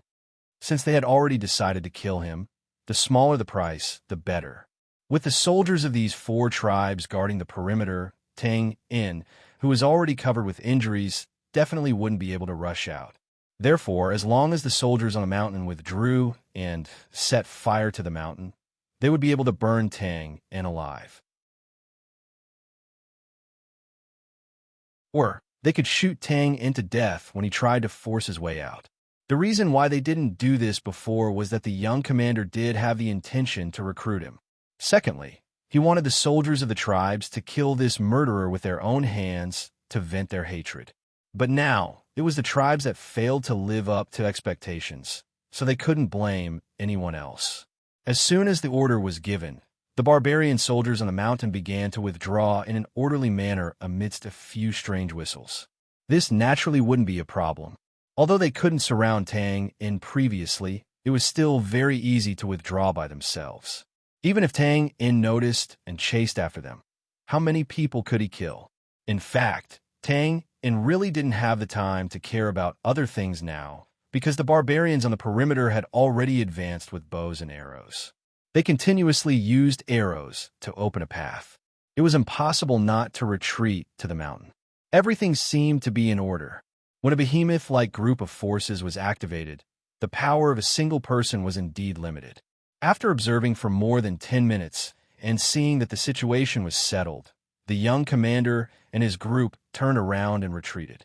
Then, as if he suddenly thought of something, the young commander stopped in his tracks and turned to the tribal chief beside him, asking calmly, "That expert from the Temple of Light hasn't been found yet?" Hearing this, the tribal chief was stunned for a moment. Then, he bowed with an ashamed face and said, we're looking. Waving his hand, the young commander didn't get angry. "Forget it. We don't have time to waste here. Let the other tribes withdraw and prepare to leave the valley." Yes. In the midst of the orders, the surrounding barbarians had already begun to ignite the dead branches and other flammable objects tied to the arrows. The fire attack was about to begin. However, just when the small caravan had finished packing up and was preparing to withdraw first, the tribal chief from before was drenched in sweat as he chased after them. "Phew. Sir, wait a minute, that lunatic has already been captured by us. Do we still want to kill him?"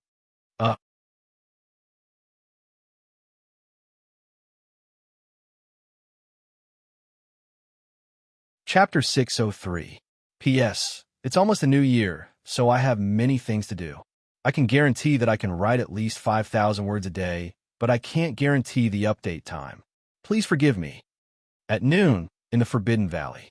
After bustling with noise and excitement for an entire day and night, this place finally returned to its original empty valley, devoid of people, and completely silent. Because there was no pervasive cold wind in the north, even a light that had no sense of existence became more lively. It poured down and warmed people's hearts. At this moment, suddenly, there was a rumbling sound. It was like thunder rolling in the clouds, reverberating without anyone noticing. Based on the cloudless weather, it was impossible for such a situation to occur. Looking at the environment here, it was more like a boulder rolling down the hill. In fact, it was exactly so. Somewhere in the Forbidden Valley, on an unknown mountain peak, a boulder that was deliberately shaped into an oval shape was rolling down the slope, crushing a lot of vegetation along the way. Following the trace, the line of sight turned upward. About halfway up the mountain, a hidden cave was suddenly exposed. Then, a figure slowly walked out of the cave. The posture was stiff, and the steps were unsteady, as if it was inconvenient. Her clothes were also ragged, and the silk cloth could not hide her healthy, wheat-colored skin at all. Her figure was also tall and curvy, and her two slender jade legs were almost all exposed. Although she subconsciously covered her legs as she walked, some of her exposed body could still be seen, which was very tempting. Needless to say, this person was Sylvia. Tang and still underestimated Sylvia's perseverance. She did not spend a day to get away. When she just woke up, she pushed with her hands and shoulders, gritted her teeth, and in just an hour, she used pure strength to push the boulder at the entrance of the cave away. Rubbing her palm that was badly mutilated because of excessive strength, Sylvia looked stupefied, as if she did not feel the slightest pain. In her eyes, there was no usual determination and persistence. She slowly glanced at the surrounding mountain range. Lifeless, the wilderness was quiet, and the vegetation was silent. As if it also felt the state of mind of the only guest, the Forbidden Valley at this time seemed to be even more dead. She didn't stay here for long. Although from her expression, Sylvia didn't show any signs of recovery. Her instincts were already urging her to leave this place of grief as soon as possible. Of course, it was not as bad as evil Body Tang had imagined, where Sylvia would run around naked in the mountains. Not long after entering a dense forest, Sylvia's delicate body was wrapped in layers of animal skins. Those were left behind by the dead barbarians. The northern wilderness tribes didn't have the concept of being buried in peace. Even if they did, it wasn't something that ordinary barbarians could enjoy or care about. The sealed extreme valley was indeed empty. After leaving the valley unobstructed, Sylvia's expression finally recovered a little, turning from lifeless to calm. And, at least on the surface, taking a deep breath, Sylvia pursed her lips out of habit and muttered to herself for a few seconds. Then, She reached out her hand and made a few mysterious gestures in front of her chest. Dots of white light gathered around her, like swallows returning to the forest.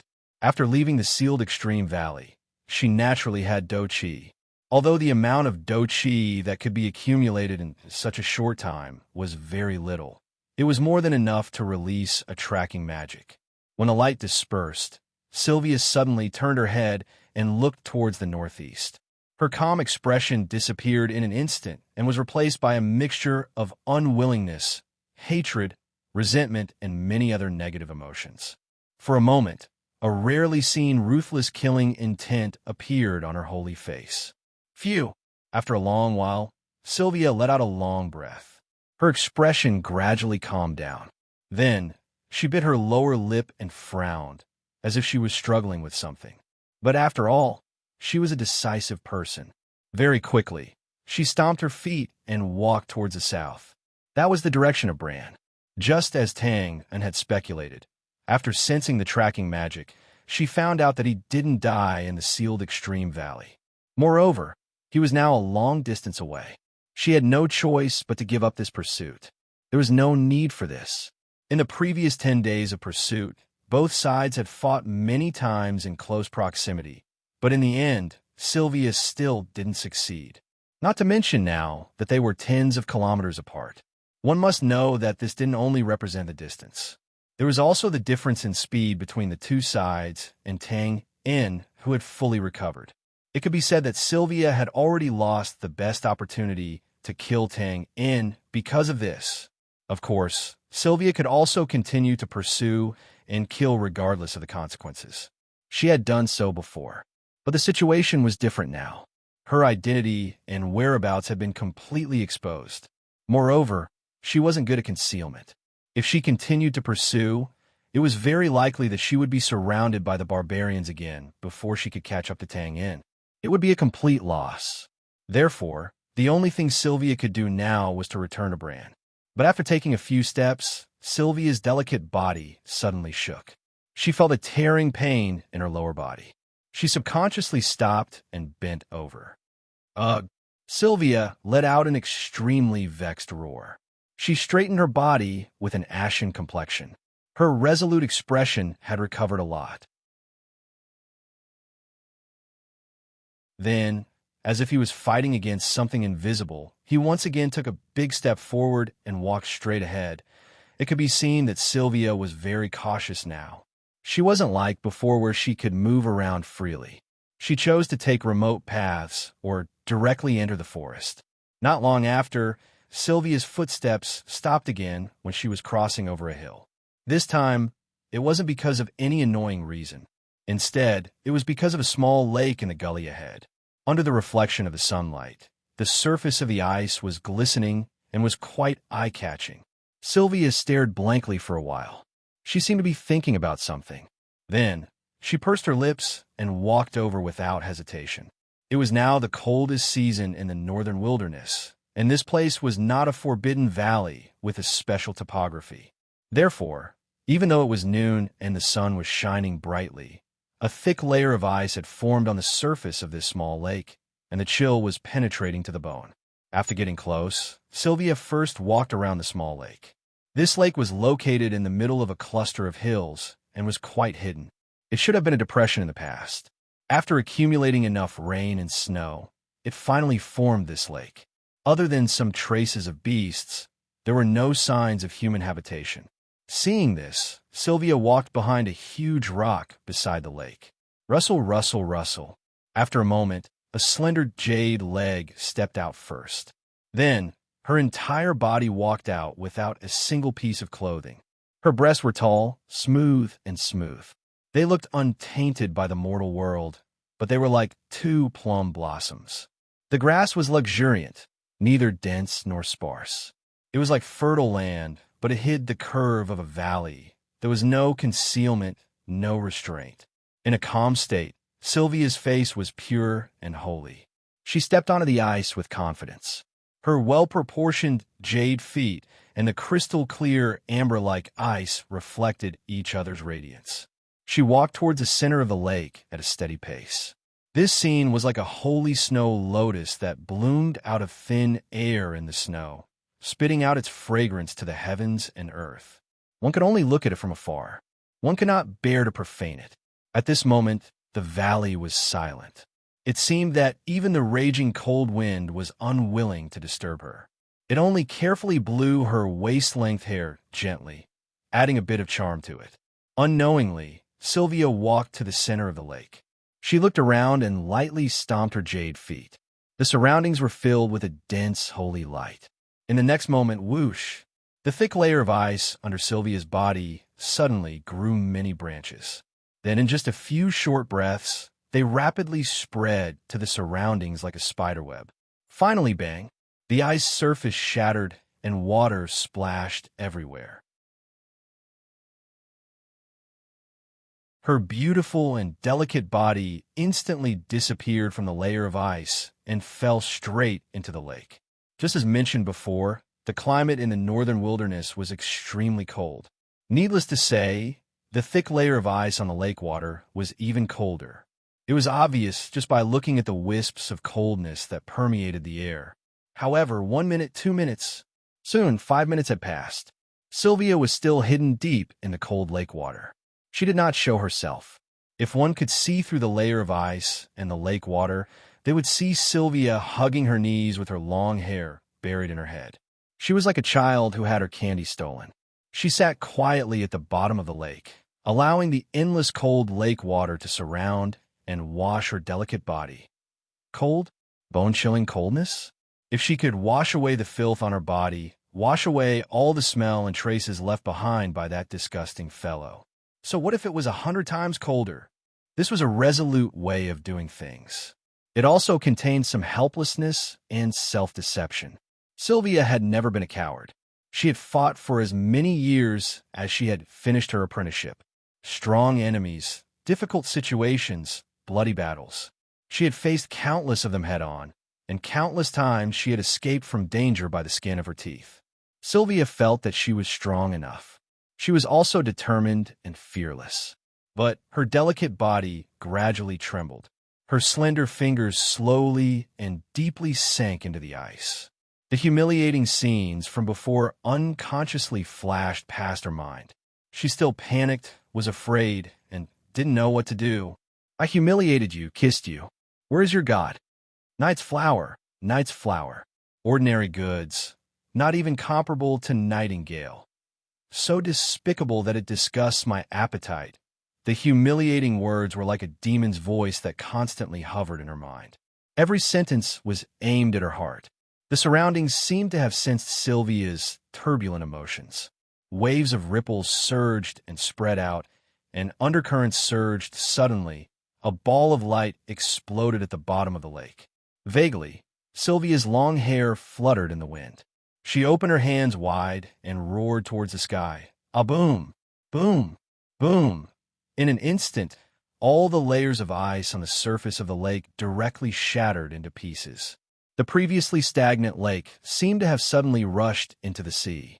Waves rose high and roared as they slapped the two sides, causing countless splashes of water to surge out. In Sylvia's view, as long as Tang left the Forbidden Valley, with his abnormal speed, more than 10,000 barbarians would not be able to catch up with him. Therefore, Tangen's current position should be dozens of kilometers away in a northeast direction, and he should be running away at high speed. But was this the truth? In the northeast direction, about 50 kilometers away.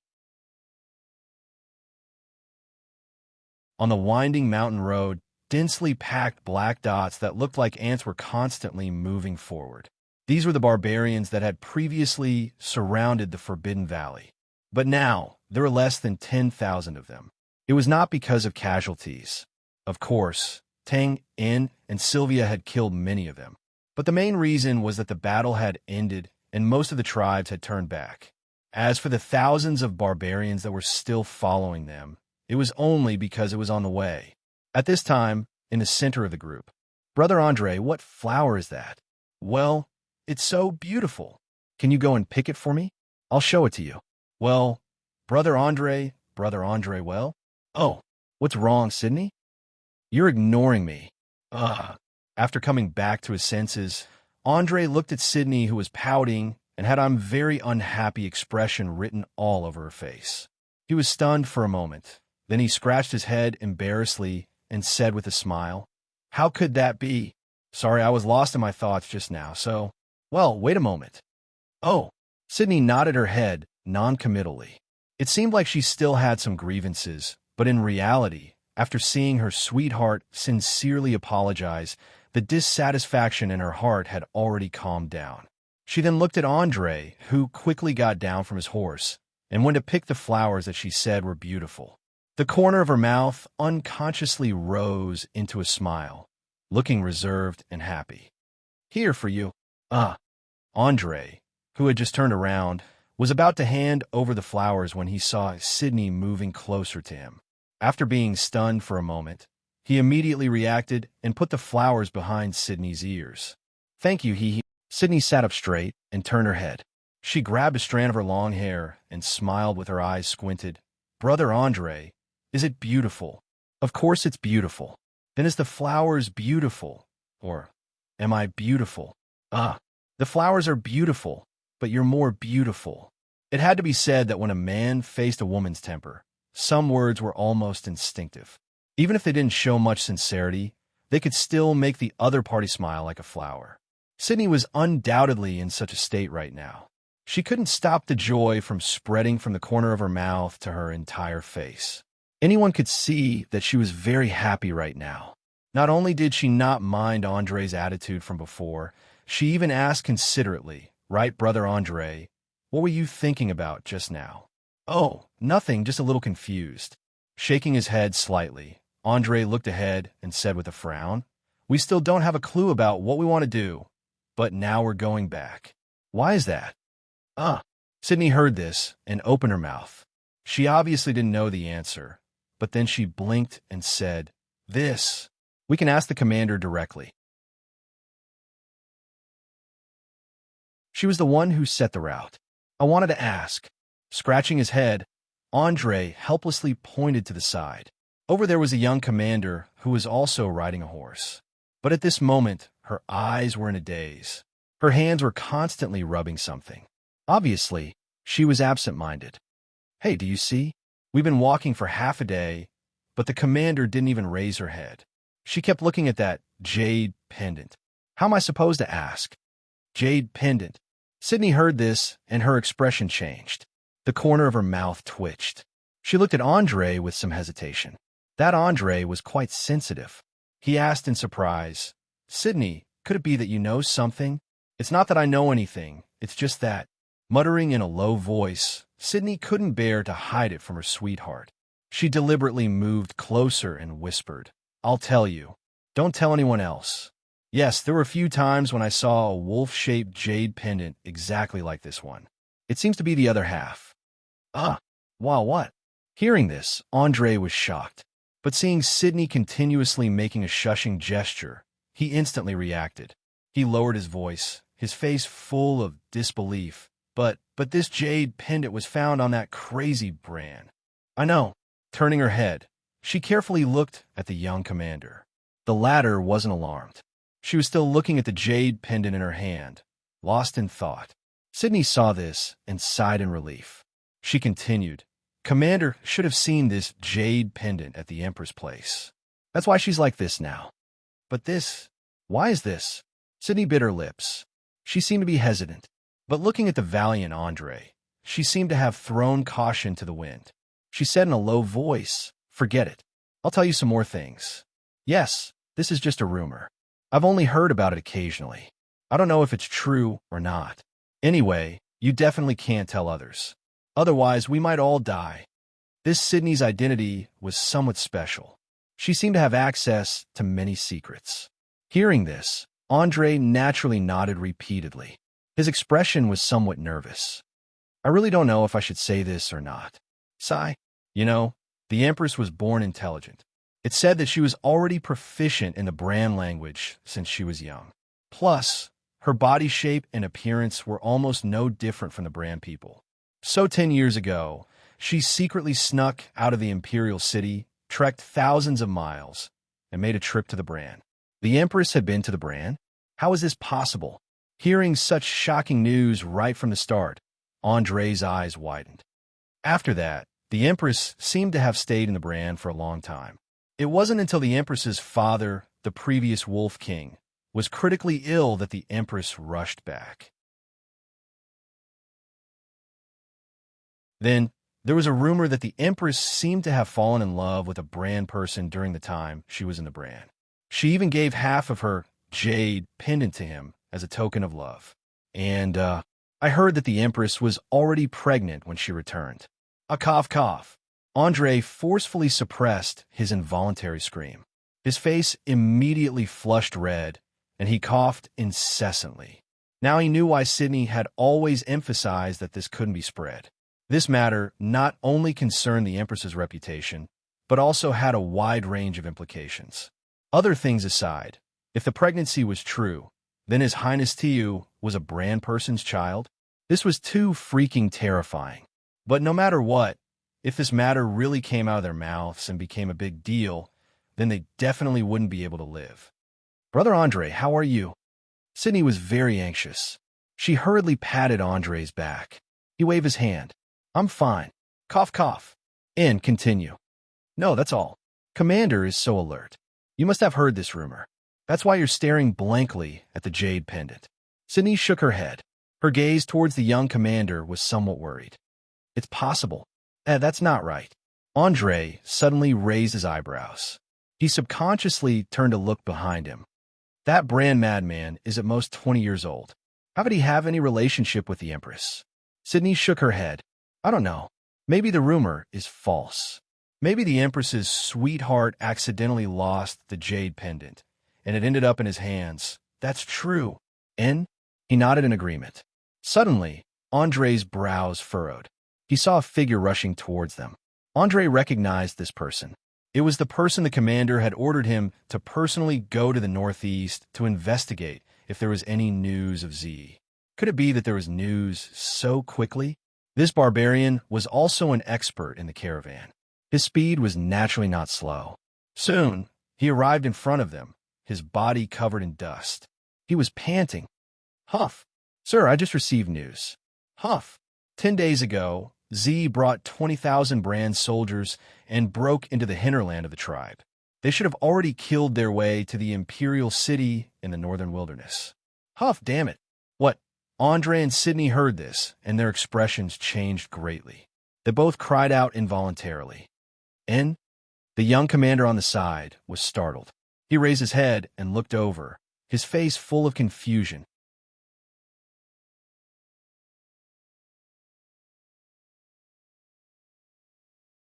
Chapter 604. Grand Wilderness City.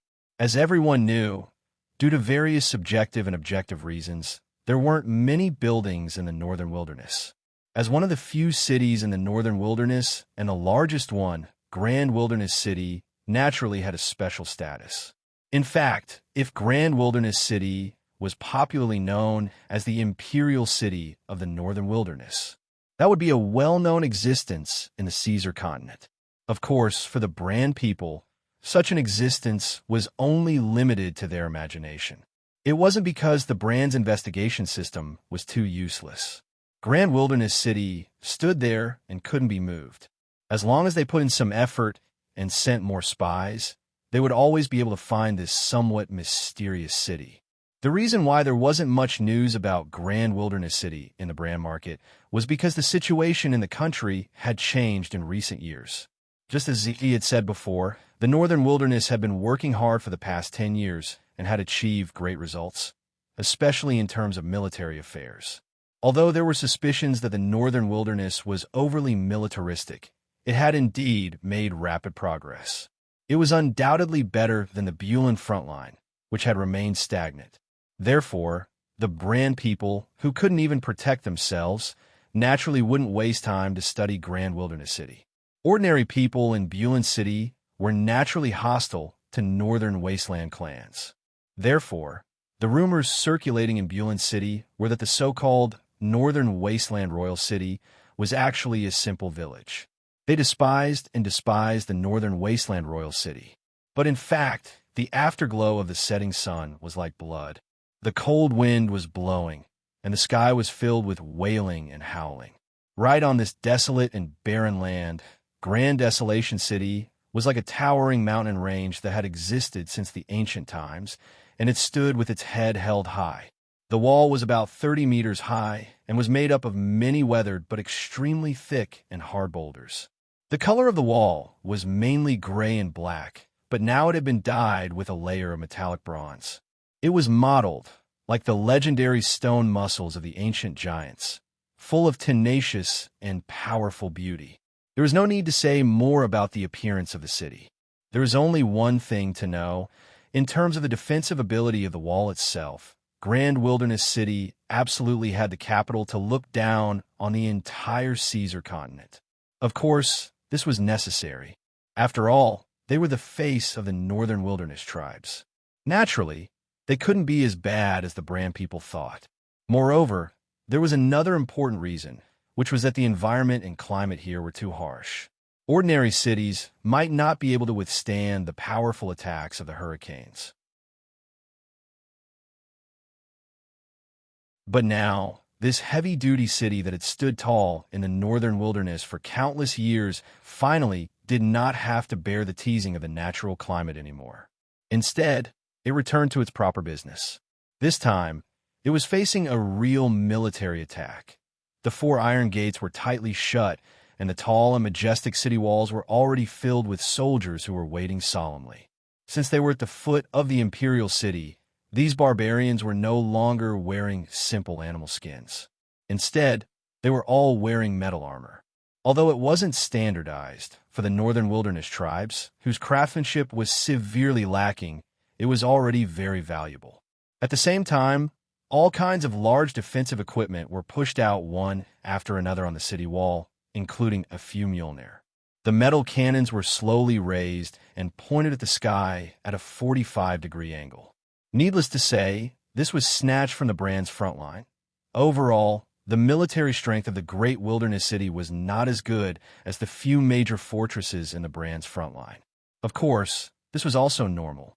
For a group that couldn't even popularize standard armor, it was really difficult for them to make something as exquisite as Mjolnir. What's more, the northern wilderness tribe was good at fighting head-on or running away after snatching the loot. Defense was really a strange word for them. Therefore, they naturally didn't need these cumbersome defensive equipment. However, now that the barbarians on the city wall had given up their advantage of being good at fighting in the open field, it was really strange and rare. At this moment, suddenly, there was a commotion on the city wall. There were gasps, exclamations, and subconsciously slaps on the city wall. All kinds of sounds and movements that were full of shock instantly mixed together to form a low, buzzing sound. This was the south gate of the great wilderness city. There was a vast plain in front of it. Right now, in the eyes of the barbarians on the city wall, there was a long line of blurry black shadows running towards them. Although they couldn't see clearly from a unique and fast-running posture, the barbarians on the city wall could obviously recognize this so-called line of black shadows. It was the trump card of the northern wilderness, the Wilderness Wolf Riders. The speed of the Wilderness Wolf Riders was needless to say, not to mention that they were running on this vast plain. However, because of this, the barbarians couldn't help but cry out as their vision became clearer. It turned out that the formation of the Wilderness Wolf Riders was very strange. They were scattered like stragglers and looked to be in a difficult situation. Moreover, some of the sharp-eyed barbarians could see that there were no people on the back of some of the green-armored wolves. There were people on the back of some of the green-armored wolves, but in the next moment, their bodies suddenly tilted and directly fell to the ground. In an instant, they were drowned by the wolves. Looking at this situation, it didn't look like they were coming to help, but more like they were being chased away. Hiss! Realizing this, the barbarians on the city wall sucked in their breaths. The hearts of the barbarians sank. They couldn't believe their eyes. This was the trump card of the Northern Wilderness royal family, the elite Wilderness Wolf Riders. Why do they look like stray dogs now? However, regardless of whether they believed it or not, the truth was still the truth. Just as the Wilderness Wolf Riders were about to reach the city wall, a black shadow suddenly appeared at the end of their line of sight. Needless to say, it was this black shadow that turned the wilderness wolf riders into stray dogs. He actually came. Is that Z? He's F*** king courting death. Seeing this scene, the barbarians on the city wall looked at each other and couldn't help but start discussing. They were able to set up a defense here early on, so naturally they had received the news. In fact, about 2 days ago, they had already heard that Z had led 20,000 soldiers into the heart of the northern wilderness, slaughtering countless tribes along the way. They were completely unstoppable. However, they never would have thought that the enemy would actually completely break through the northern wilderness and directly reach the royal city in the northern wilderness. As the saying goes, a man's name is like a tree's shadow. At that time, Z's name had already shaken the world. He had firmly suppressed the northern wilderness tribes for dozens of years. Now that he was really in front of them, it was impossible for the northern wilderness to not be afraid. It was probably because of this that these barbarians gave up the advantage of fighting in the open and obediently hid behind the city wall. After the large group of wilderness wolf riders arrived at the city gate in an extremely sorry state, they didn't choose to enter the city. Of course, now that a war was about to break out, the great wilderness city wouldn't open the heavy city gate for them.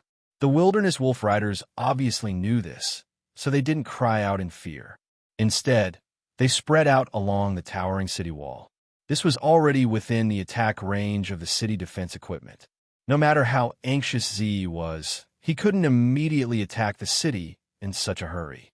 In other words, they were currently safe and only needed to go around the great wilderness city in time. In a moment, about 5 li away from the great wilderness city, which was outside the attack range of the Thor's hammer, Zichen's soldiers wearing pitch-black armor stopped in their tracks. They raised their heads slightly and looked at the great wilderness city in the distance. This Zichen's 9th Army, which was personally created by Z, was unknown before it was born. Once it was born, it was like a sharp sword being unsheathed, pointing its cold light everywhere. Without sleep, without rest, without fighting to the death, in a short period of 10 days, with a shocking momentum, they broke through the hinterland of the northern wilderness, sweeping in all directions, and finally arrived here. At this moment, it was obvious that the formation of the 9th Army was no longer complete. Before they set off, there were more than 20,000 left, but now there were only 8,000 left. And these remaining soldiers, almost none of them were uninjured, and none of them weren't bleeding. Looking from afar, they were no different from mourning soldiers whose morale was extremely low. But the current situation was different. After facing the rain of blades and arrows for 10 days, and tasting the wind and rain of blood for 10 days, their expressions were still wooden, and their eyes were even more lifeless. It could be said that the soldiers of the 9th Army, who nurtured themselves through battle, could no longer be measured by the eyes of ordinary people. Now, just by simply standing there, they were as still as a mountain. In an instant, the wilderness was silent, in a tragic atmosphere that was so fierce that one could smell the cold light of blades and the pungent smell of blood slowly spread out. P.S. Sorry, Raccoon neglected that there's a small bug in Chapter 505. Sylvia called out Tangen's name, but in fact, she didn't know Tangen's name and real face. Well, as long as you know, Raccoon will correct it as soon as possible. It won't affect your reading. Here, thank you, book friend Green Bamboo and Beautiful Moon. You're tuning in to the Warrior Lore YouTube channel. Don't forget to subscribe and join us on this journey to catch the most captivating stories.